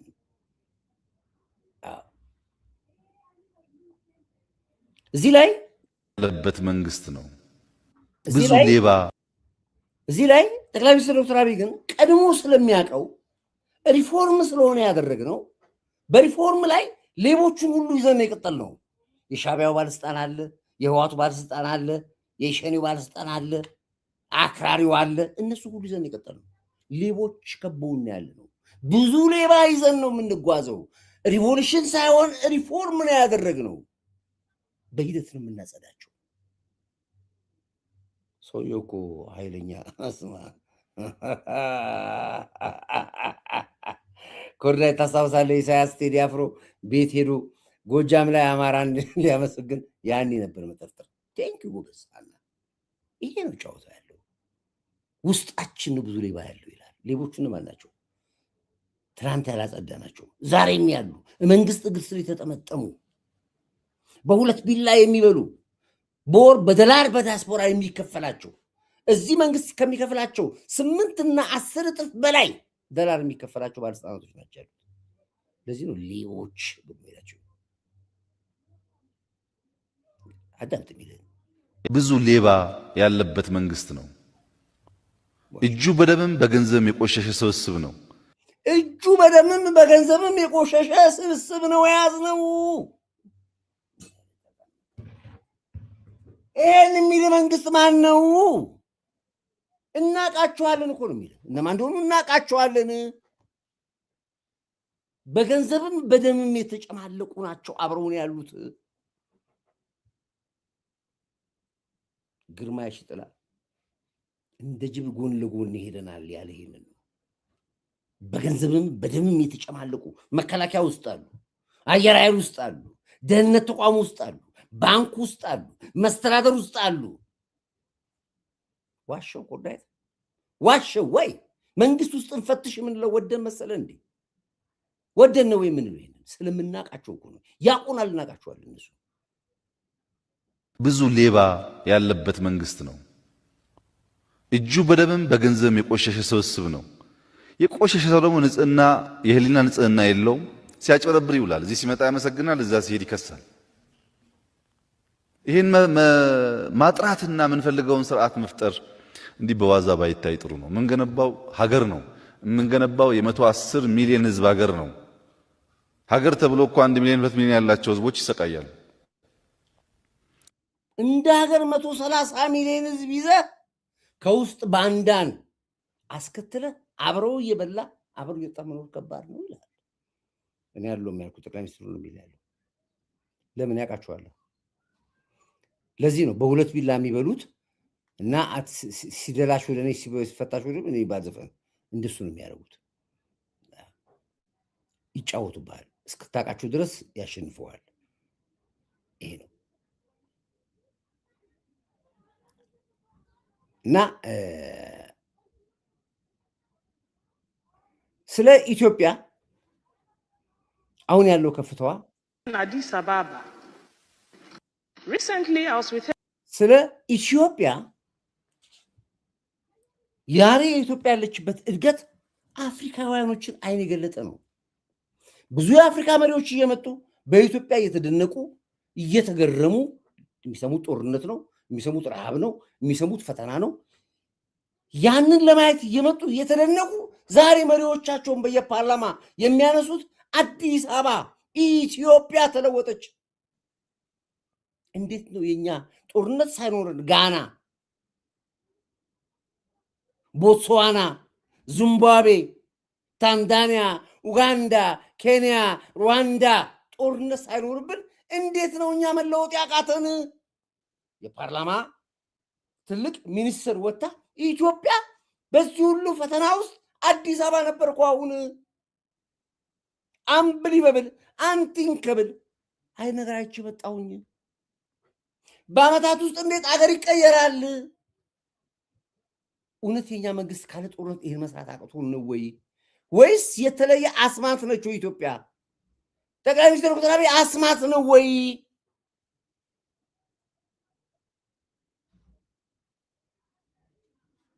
እያለች እየተናገረች ነው የምታዩት እቺ ሴትዮ። አይንን ስትገልጥ ብቻ ነው ኢትዮጵያን የምታውቃት። አለዚያ አታውቃትም ኢትዮጵያን። እየመሰከሩላት ነው ያሉት፣ እኛ አይደለንም። ይሄ የምንናገረው ነገር ይሄው አዳምጣት። እቺ አንድ የፓርላማ ትልቅ ሚኒስቴር ምን እንደምታወራ መሪዎቿ ፊት ቆማ አዳምጥ። Recently, I was with her in Addis Ababa, and the trip that took us from our hotel to the AU headquarters, we talked about nothing but town development. We discussed why we couldn't do what they are doing in Addis Ababa. Mr. Speaker, I had been there 5 years before, and this time when I went, I didn't recognize the city. They are building the city. They are conscious of the road, 3-4 lane roads in Addis with walkways where pedestrians, where the ordinary Ethiopian can also walk. And maybe she can help with the measurements. I don't know the measurements. But I saw the walkways were equal to one road. It's not this corner things that we do in this country. Space. And we saw couples holding hands and walking. And we saw Ethiopians walking in their city.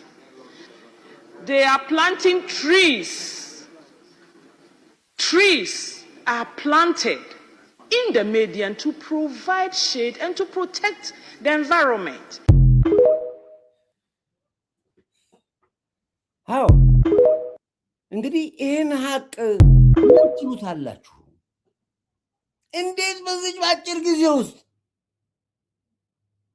8 9 10 መኪና የሚያስብል መንገድ ወክዌይ ህዝብ የሚዝናናበት የከተማ እድገት አትክልት ዛፍ ግሪን ኤሪያ ሞተች የተባለች አገር ይህን ስትሆን እኛ ካለ ጦርነት እንዴት ነው ይህን መሆን ያልቻልነው? መሪዎችን የሚያደንቁት ያሉት አንተ እዚህ ወጥተህ ጠዋት ማታ ለአጭን ታዝረከርካለህ። አገሪቷ እጣዋ የገባችበት ቁልቁለት የማትወጣበት ረሃብ ድርቅ ትላለህ። አይደለም አይደለም አባዬ፣ ጨዋታው ሌላ ነው።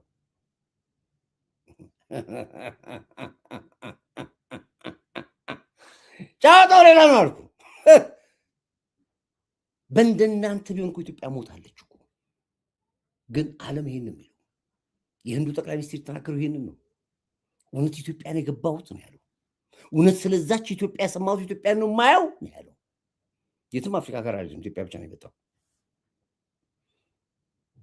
ስለዚህ ምንድነው የራሳችንን እያናናቅን እድገታችን እንዳናይ ውበታችን እንዳናይ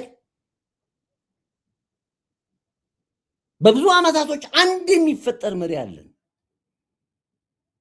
አፍሪካውያኖች ያልታደሉት ዓለም ያላገኘችው መሪ ይዘናል። አንድ አይን ያለው ባፈር አይጫወትም ይባላል። ታውቃለህ? አንድ አይን ያለው ባፈር አይጫወትም። ከነጥላቻ ገደል ትገባለህ፣ ግን መጨረሻ ላይ ቆዳ አንገል ብትረሙት መተህ ትደመራለህ። ትናንትም ተደምር አይተናል፣ ስትቀንስም አይተናል። መተህ ትደመርም ደግሞ እናያለን። ባንዳ ብዬ ስማውት ይችላሉ። ስለአንተ ብዙ መናገር አልፈልግም። ስለዚህ ዞሮ አሁን የማውራት የምፈልገው ምንድነው ከአጀንዳዬ ካርስቴ እየወጣሁ ነው። ምክንያቱም ስሜታዊ ነኝ። ቅዳሜ ማለም ዛሬ ሰንበት እኮ ነው። ዛሬ ቅዳሜም ስለሆነ እንደዚህ ነው። ካርስታችን እየወጣን በደንብ አድርገን እያዋዛን ነው የምንጠበጥባችሁ እስኪገባችሁ ድረስ ራቁታችሁ እስክትሄዱ በቃኝ እስክትደርስ ታራለህ ትደብናለህ ምን አባክ ታመጣለህ ብያለሁ እኮ አልሰማህም? እንዲህ ስነግርህ እኔ ኮርዳይት እኮ የምነግርህ እኮ የምትሆነውን ነው የምነግርህ ያለሁት የማትሆነውን አልነግርህ እኔ እና ይሄ የሰማኸው እውነት ሀቅ እየመራሁ አጠው ነው። የመጨረሻ የማስረሻ ሰጤን አንድ ንግግር ላቅርብና ወደ የመጨረሻ ፕሮግራም አድርጌ ልስጋ። ውል አለ፣ ትልቅ ውል አለ፣ ዲዲአር የሚባለው እኔ አንድ የማስታውሰው እቺ ነገር የአማራ ክልል ከፍተኛ የተፈራራ እቺን በደንብ እናዳምጣት። ቁልፍ የሆነች ፖይንቶች እኛ ፋኖ ውስጥ እያለን መረጃ ይሰጡን የነበሩት የባዴን አመራሮች ነበሩ። ቅድም ያልካችሁ የዱራር ተከፋዮች ግን ብልጽግናዎች ናቸው። ካስፈለገ ስማቸው መዝዞት እንችላለን። እኛ ድሮ አስተላልፈናል። ስማቸው መጥቀስ ካስፈለገ ግን አብሮ የነበራቸው አገር መዳን ስላለበት አማራው መዳን ስላለበት ዋጋ ከፍሎ ስማቸውን ያስተላልፈዋል፣ አስተላልፎታል። ግማሹ ቁም እስረኛ ነው፣ ግማሹ ተባሯል፣ ግማሹ ሀገር ተሰዶ ወጥቷል። ግን እኛ ለዘመናት ሚዲያ ላይ ሆነን ለፈልፍ ነበር። ውስጣችሁን አጽዱ፣ ውስጣችሁ ነው ያሉት ተው ስንል ነበር። ስንት ዓመት? 2 ዓመት ሙሉ የብልጽግናም ደሞዝ የዲያስፖራም ዶላር የሚበሉ ግን የብልጽግና አባል የነበሩ አመራር ቦታ ላይ ተቀመጡ ነበሩ። ይኸው አዳምጥ የሚል ነው። ውል አለ፣ ትልቅ ውል አለ፣ ዲዲአር የሚባለው እኔ አንድ የማስታውሰው የአማራ ክልል ከፍተኛ የቢሮ ኃላፊ የነበረ ሰው ከሻቢያ በየወሩ $2000 የሚከፈለው ነበሩ። እስከ መቼ ድረስ ማለት ነው? እኔ አሁንም ቀጥሎ ሊሆን ይችላል። እኔ በባህር ዳር በነበርኩበት እና እኔ ይሄ ጦርነት የግጭት ከመከሰቱ በፊት ጀምሮ አሁን ሊያድግ ይችላል ያ ገንዘብ፣ በእርግጠኝነትም አድጓል። $2000 የሚያዘረዝርለት የሚልክለት ልጅ እዚሁ አዲስ አበባ አለ። በዚህ ደረጃ ተከፋዮች አሉ። ከሻቢያ ነው ያ ገንዘብ የሚመጣው። መቼም ሊያግዛህ አይሰጥህም። አሁንም ቢሆን ቢሮ ውስጥ ላሉት ሊከፍሉ ይችላሉ፣ ይከፈላቸዋል። ቢኮዝ አሁን ባየነው በዚህ በሰላም ሂደቱ ላይ በድርድር ሂደቱ ላይ ባጋጠመን ሳቦታጅ ላይ ከፍተኛ ባለስልጣኖችም ድርድር እንዲደረግ ችግሩን በስምምነት እንዲጠናቀቅ የማይፈልጉ ግጭቱ እንዲቀጥል የሚፈልጉ አጋጥመውናል። አሁን እንግዲህ ያው ከሞላ ጎደል ያው የሰማችሁት ነው። ዛሬ በአማራ ክልል ጎጃም ብትገባ፣ ጎንደር ብትገባ፣ ወሎ ብትገባ፣ ሰሜን ሸዋ ብትገባ ማህበረሰብ ቁጭ ብሎ እየተናገረ ነው ያለው። ቁጭ ብሎ በይፋ መፈራራት የለም። ባልየዋን ልታስገድል የተደራደረች ሚስት ነበረች። ይሄ በኦሮሞ ፖለቲከኞች ባህል አጋጥሞናል ከዚህ ፊት።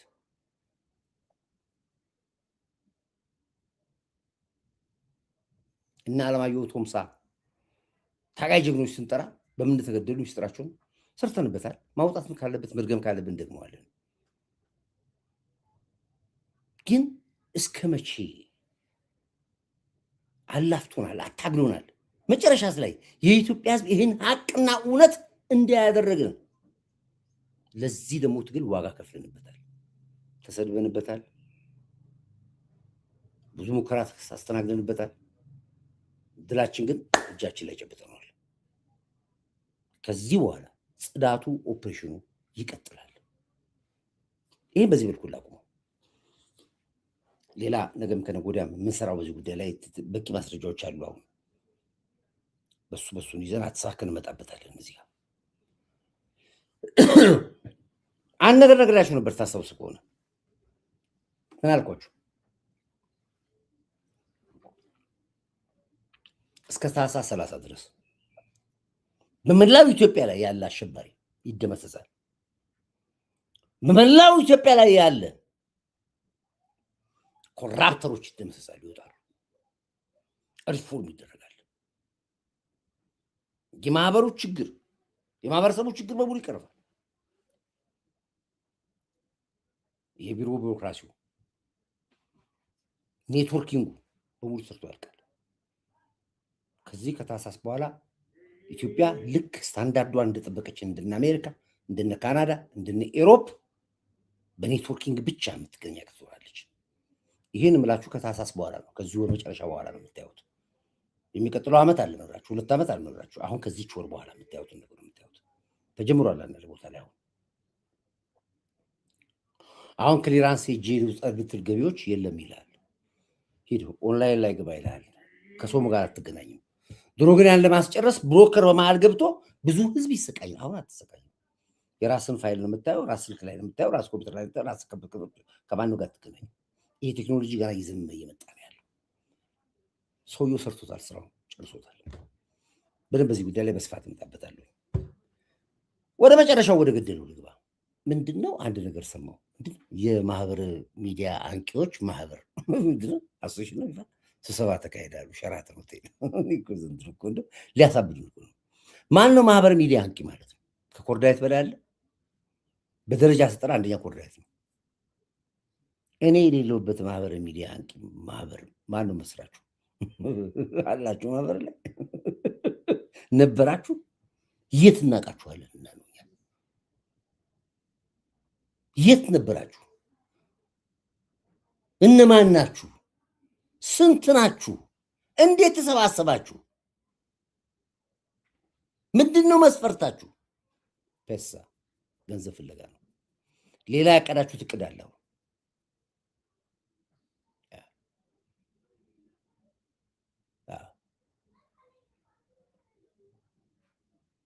አቶ ጣቋ አድማሱ ልጅ ጨዬ ጨርስኩኝ ያሉት እችን አዳምጡ። ኢንተረስት ነገር ነው። አንድ ወዳጄ በጣም በፕሮግራሙን በደንብ አድርጎ ተካትሎታል። እኔ በመረጃ ደረጃ ነበር አያደርጉትም ብዬ ነበር። ጭራሽ ሸራተን ሰብስበዋል አሉ። ሸራተን ማን ሰብሳቢው? ማን ፍቃዱን ሰጥቷቸዋል? ማን ፍቃድ ሰጪው አካል? እሱን እንፈልግ። ፍቃድ ሰጪው አካል ማን ነው? እሱን መጀመሪያ እንፈልጋለን። ፍቃድ ሰጪው አካል ካልታወቀ በገንዘብ ነው የወጣው። ያወጣው ሰው ይጠይቃል። ይሄን ፍቃድ ዝግጅቱ እንዴት ተዘጋጀ? ማን ነበር ዝግጅቱ ላይ የነበረው? እንመጣበታለን። እሱ ላይ ከአንድ ወዳጅ ያለውን እንስማና ፕሮግራማችን በዚህ ይዘጋለን። በጣም እንደኔው አንጀቱ ያረረ። እሺ እነማን ቢገኙ ጥሩ ነው? ምንድነው እነ ሰራዊት የኢትዮጵያ በሶሻል ሚዲያ ተጽዕኖ ፈጣሪ በኢትዮጵያ በሶሻል ሚዲያ ተጽዕኖ ፈጣሪ ማህበር ተቋቋመ። እንግዲህ ዛሬ ሰዎች ስለ ሚሊየን ሰብስክራይበር ሲያወሩ ዛሬ የምታዩቸው 2 ሚሊዮን 3 ሚሊዮን ሰብስክራይበር አለን ከሚሉት ገና 100 ሺህ 200 ሺህ ሰብስክራይበር ሳያውቁ 100 ሺህ እንኳን ሰብስክራይበር ሳያውቁ ትኩስ መረጃ 1.5 ሚሊዮን ሰብስክራይበር የነበረው ሚዲያ ነው። ለአመታት በትግል ውስጥ የነበረ ሚዲያ ከተራችሁ ትኩስ መረጃ ነው። ተጽዕኖ ፈጣሪ ትኩስ መረጃም እንግዲህ በርብርቦች ከተዘጋ በኋላ በማዕበል መረጃ እስካሁን ድረስ ትግል ውስጥ አለን። እኛንም ማያውቅ የማህበር አንቂ ኮሚቴ ማን ነው? እሱ ከኛስ በፊት መመስረት ካስፈለገስ ከኛ በፊት መመስረት ያለበት ማን ነው? እና እኔ በጣም ስለገረመኝ ብዙ ጉዳይ ላይ ጥናት አጠናለሁ፣ የሚመለከተውን አካል ጠይቃለሁ ማን ነው በሚል ግን ፈልፍሎ ስብሰባውን ጭምር ሚስጥር አጋለጠው። እሱ እናዳምጠው፣ እንምጣ ስለሱ ይቀጥል። የኢትዮጵያ በሶሻል ሚዲያ ተጽዕኖ ፈጣሪ ወጣቶች ማህበር የሚል ትላንትና በሸራተን ሆቴል ምስረታውን አድርጓል። በዚህ ምስረታ ላይ እነማን ቢገኙ ጥሩ ነው? እነ ሰራዊት ፍቅሬ፣ እነ አብርሃም ግዛው፣ እነ ፊንቴኮች ከቻች ብለው ፊት ለፊት ወንበር ላይ ዱቅ ብለዋል። እንግዲህ ቆይ እኔ የምለው እነዚህ ሰዎች ቲክቶክ አካውንት አላቸው፣ ፌስቡክ አካውንት አላቸው፣ ዩቲዩበር አካውንት አላቸው። በምን መስፈርት ነው እንደዚህ በዩቲዩብ ላይ ካላወቅናቸው፣ በቲክቶክ ላይ ካላወቅናቸው፣ በፌስቡክ ካላወቅናቸው እንዴት አድርገው ነው መተው ተጽዕኖ ፈጣሪ ብለው የተመሰረቱት? ይህን ነገር ምንም ብሪፍ አድርገን እናዳምጡ። እሱ ለማንኛውም ላይ ዶቅ ብለዋል። እንግዲህ የኢትዮጵያ ወጣቶች ነው የተባለው አይደል? ሰራዊት መስፈርቱን ታሟላለህ እንዴ? ወጣትነት መስፈርትን ሶሻል ሚዲያ ነው የተባለው አይደል? አንድ የፌስቡክ አካውንት አለ እንኳን ሶሻል ሚዲያ ላይ ተጽዕኖ ምንድነው የምትሰራው እዚህ ሰፈር? ምንድነው የምትሰሩት ፊንቴኮች እዚህ ሰፈር? ምን ፈልጋችሁ ነው ጉድ ጉድ ያበዛችሁት እዚህ ሰፈር? በሄሎ ታክሲ በላችሁን፣ በፊንቴክ ኢንቨስትመንት ብላችሁ ዞራችሁ መሪያችሁን ጠመዛችሁ በላችሁ። አሁን ደግሞ ሶሻል ሚዲያ ማህበር ብላችሁ በዚህ መንገድ ደግሞ መጣችሁ ማለት ነው። ምንድነው የምትሰሩት? እንግዲህ እነዚህ ሰዎች የገንዘብ ሰዎች ናቸው። ፊንቴክ እንግዲህ ቤት ዞሮ መጣ ማለት ነው። አሁን ክሬቲቭ አዋርዱ የቲክቶክ ክሬቲቭ አዋርድ ገንዘብ እንዳለው አይተዋል። ከፍተኛ ስፖንሰር እንዳለው አይተዋል። በቴሌ ብር ሰው ሲመርጥ በቴሌ ብር ከፍተኛ ብር እንደሚገባ አይተዋል። ስለዚህ ፊንቴክ ስፖንሰር ሆኗችሁ ማን ነው ሸራተን ሆቴልን የከፈለው? መጀመሪያ እዚህ ፖይንት ላይ እንነጋገር። ማን እንትን ያለው? ሶሻል ሚዲያ ማህበር መፈጠሩ ቆንጆ ነው። በሶሻል ሚዲያ አንድ ሰሞን ተጮሆባቸው ዝም የሚባሉ ጉዳዮችን ኃላፊነት ወስዶ እስከ መጨረሻው ድረስ የሚያስኬድ ማህበር፣ ጠንካራ ማህበር ያስፈልጋል። ህፃናትን ደፍረው የአንድ ሰሞን ጩኡታ፣ የአንድ ሰሞን ጩኸት የሚሆንበትን ነገር ኃላፊነቱን ወስዶ እስከ መጨረሻው ያስኬደዋል። ሌብነቶች፣ የተለያዩ ሌብነቶች፣ በዚህ ሶሻል ሚዲያ የሚደረጉ ሌብነቶች፣ ህገወጥ የሰዎች ዝውውሮችን፣ ሀገርን አሳልፎ መስጠት እስከሚደርሱ ድረስ የተለያዩ ነገሮችን፣ ባህላችንን፣ ሃይማኖታችንን የሚጎዱ ተግባራትን በማስወገድና በማጥፋት እንደው ማህበሩ መቋቋሙ ጥሩ ነው። ግን እነ ሰራዊት ፍቅሬ ያደረጉት እነ ሰራዊት ፍቅሬ ያቋቋሙት ይሄ ማህበር እርግጠኛ ነኝ ፊንቴክ ነው። ፊንቴክ ነው ስፖንሰር ያደረጋቸው። አለበለዛ እነዚህ ሰዎች አይገኙም ነበር። እነዚህ ያልተጠየቁ ወንጀለኞች እዚህ ሰፈር አይገኙም ነበር። እነ ቃለአብ ሸራተንን ስፖንሰር አድርገው ይሄን ማህበር ሊያቋቁሙ አይችሉም። እናንተም ብትጠነቀቁ ጥሩ ነው። ስለዚህ እንሄድበታለን። ይሄን ጉዳይ በሰፊው ነው የምንሄድባት። እንደዚህ የምንላቀቅ እንዳይመስላችሁ። ሶስተኛ ዙር አትበሉን በፍጹም። መንግስት እዚህ ላይ አይንን ተክለህ እንድትሰራ እንፈልጋለን። ከጀርባው ያው ምናልባት ህዝባዊ እምቢተኝነት ሊሆን ይችላል። ከጀርባው የ45 ቀን አብዮት ሊሆን ይችላል። የስብስቡ መንስኤ ማወቅ መቻል አለበት። ፍቃድ ተሰጥቶ ከሆነ ለማንና እንዴት ተሰጠ የሚለው መመርመር አለበት። አሁን ሰዓት ጀምሮ መረጃውን ሰጥተናቸዋል። እኛ መንግስት ትኩረት ሰጠ የሚዋቀር ካለመዋቀር አዋቅረ የዚህ ተቋምና የነዚህ ሰዎች ስብስብ ዓላማ እንደሆነ ማወቅ እንፈልጋለን። እንደገና ሌላ ጩኸት ደግሞ እንዳይመጣብን ከስጋት አኳያ ነው የምነግራችሁ። ስለዚህ ለማንኛውም እንግዲህ ውድ አድማጭ ቤተሰቦቻችን በመጠኑም ቢሆን እንግዲህ ትንሽ ዳሰስ አድርገናል። ህወሓት በገንዘብን በምርጫም የያዘው ድብቅ ሴራ ከሽፎበታል ያለው ገንዘብ ሊጠይቅ የመጣው ጥይት መግዣ ነበር። ጠቅላይ ሚኒስትሩ ይህን መወሰን ስለማይችል ሪፈር አድርጎታል ወደ ፋይናንስ። ነዳጅ ፍለጋ ነበር። ነዳጁንም ለትግራይ ሳይሆን ለሻዕቢያ ነዳጅ ጠይቁልኝ ብሎ ኢሳያስ አፈወርቂ የላካችሁ እናንተ። ምክንያቱም ኤርትራ ውስጥ አሁን መኪና መንዳት አይቻልም፣ ነዳጅ የለም። በዚህ ምክንያት እንደሆነ መረጃው ስላለን ነዳጅም አይሰጥም። ምርጫ ቦርድ ለመወዳደር ህወሓት በአሸባሪ ሊስት ተመዘገበ። ምርጫ ቦርድ ምንም ተመር አያመጣችሁም፣ አትመዘገቡ፣ ስማችሁን ቀይሩ።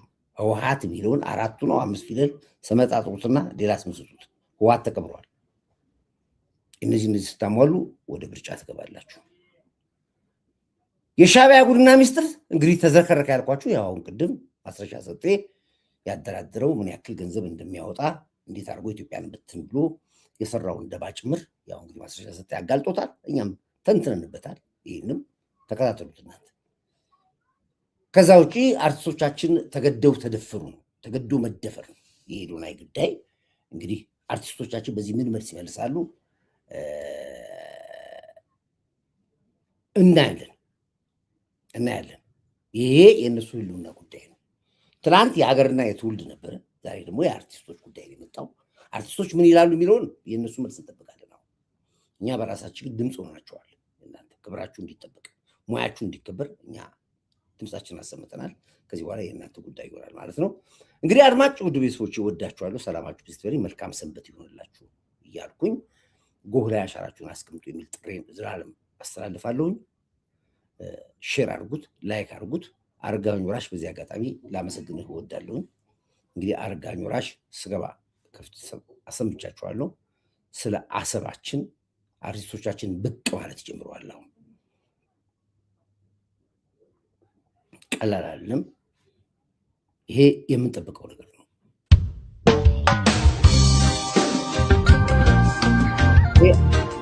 አረጋኸኝ ወራሽ ወቅቱን ያማከለ የወደባችን ጉዳይ ሰው መናገር መድፈር በማንችልበት ሰዓት ላይ ተደፍሮ ወጥቷል። ወታደርም ስለሆነ ነው። ውትድርና ትንሽ ከበድ ያደርጋል። መንግስት ባጀት ማቆም የነበረበት አሁን ሳይሆን ከ2 ዓመት በፊት ነበረ። ምን ዋጋ አለው? ማስተር የዳዊት ሰላም ብለናል። እናመሰግናለን። ይሄ ነው ያለው። ለማንኛውም አረጋኸኝን ሳናመሰግነው አናልፍም። ትልቅ ታሪካዊ ትውልድ የሚቀሰቅስ ሁሉም አርቲስቶችን በሙሉ የሚያስነሳ ሙዚቃን የሰራው ምስጋናችን ከፍ ያለ ነው። ለማንኛውም በአረጋኸኝ ወራሽ ሙዚቃ ፕሮግራማችን ዘጋለን። ክብር ለኢትዮ ኤርትራ ህዝቦቻችን። እንደ ህዝብ ከህዝብ ጋር ችግር የለብኝ ብያቸዋለሁ። ኤርትራውያኖች፣ አንዳንድ ኤርትራውያኖች ያልገባቸው የኮርዳይት አካሄድ ለእናንተም ለኤርትራም ነፃነት ስለምታገል ነው። እንደ ህዝብ ችግር ስለሌለብኝ ክብር ለኢትዮ ኤርትራ ህዝቦቻችን። ክብር ለዚህ ጀግና ስንታግ አይበገሬ ንስራ ሞራ ማርሽ ቀያሪ መሪ ጠቅላይ ሚኒስትር ዶክተር አብይ፣ ለጀግና መከላከያ ኃይላችን፣ ለምድር ኃይላችን፣ ለባህር ኃይላችን፣ ለአየር ኃይላችን፣ ለፌዴራል ፖሊስ፣ ለደህንነት ተቋሞቻችን እንዲሁም ለአርቲፊሻል ኢንተለጀንስ እና ለለውጥ አራማጆቻችን በሙሉ አንድ ቁጥር ታደርጉኛላችሁ። ለአረጋኸኝም አንድ ቁጥር አድርጉለት። አመሰግናለሁ ያልኩኝ ፕሮግራሜን በዚህ ባረጋኸኝ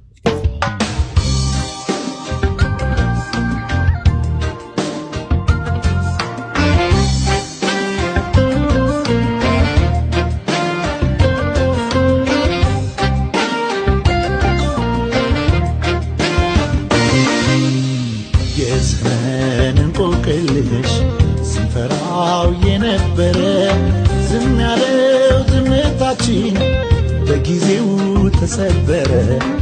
በትውልድ ተሸንፏል አባይም እጁን ሰጥቶ አትቀርም ሀገራችን ዙሪያ በሯ ተዘግቶ።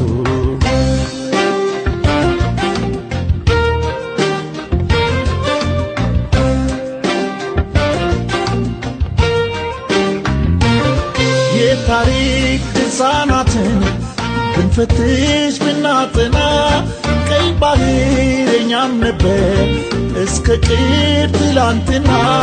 በተንኮል በሴራ ነው የገፉን ከባህር በር። ጥያቄው እንደማይቀር እነሱም ያውቁት ነበር።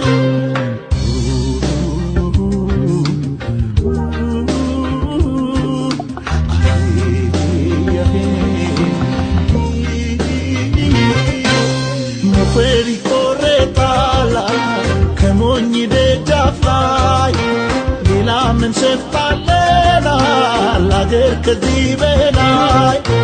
ቀይ ባህር ጊዮንን ሰጥቷት እስትንፋሷን የሰው አትፈልግም አትሰጥም የራሷን።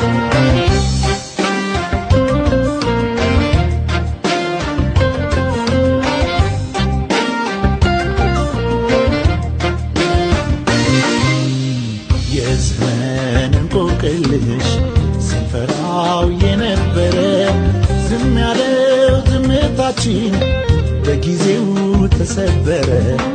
በትውልድ ተሸንፏል አባይም እጁን ሰጥቶ አትቀርም ሀገራችን ዙሪያ በሯ ተዘግቶ።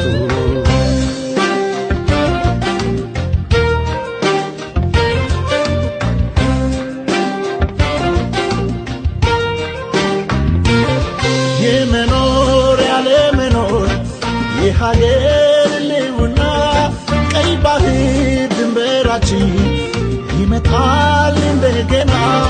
ይሻራል ብለን እንጂ በፍቅር በመዋደድ ቢዳፈን መች ይጠፋል የዘመን ቁጭት ሰደድ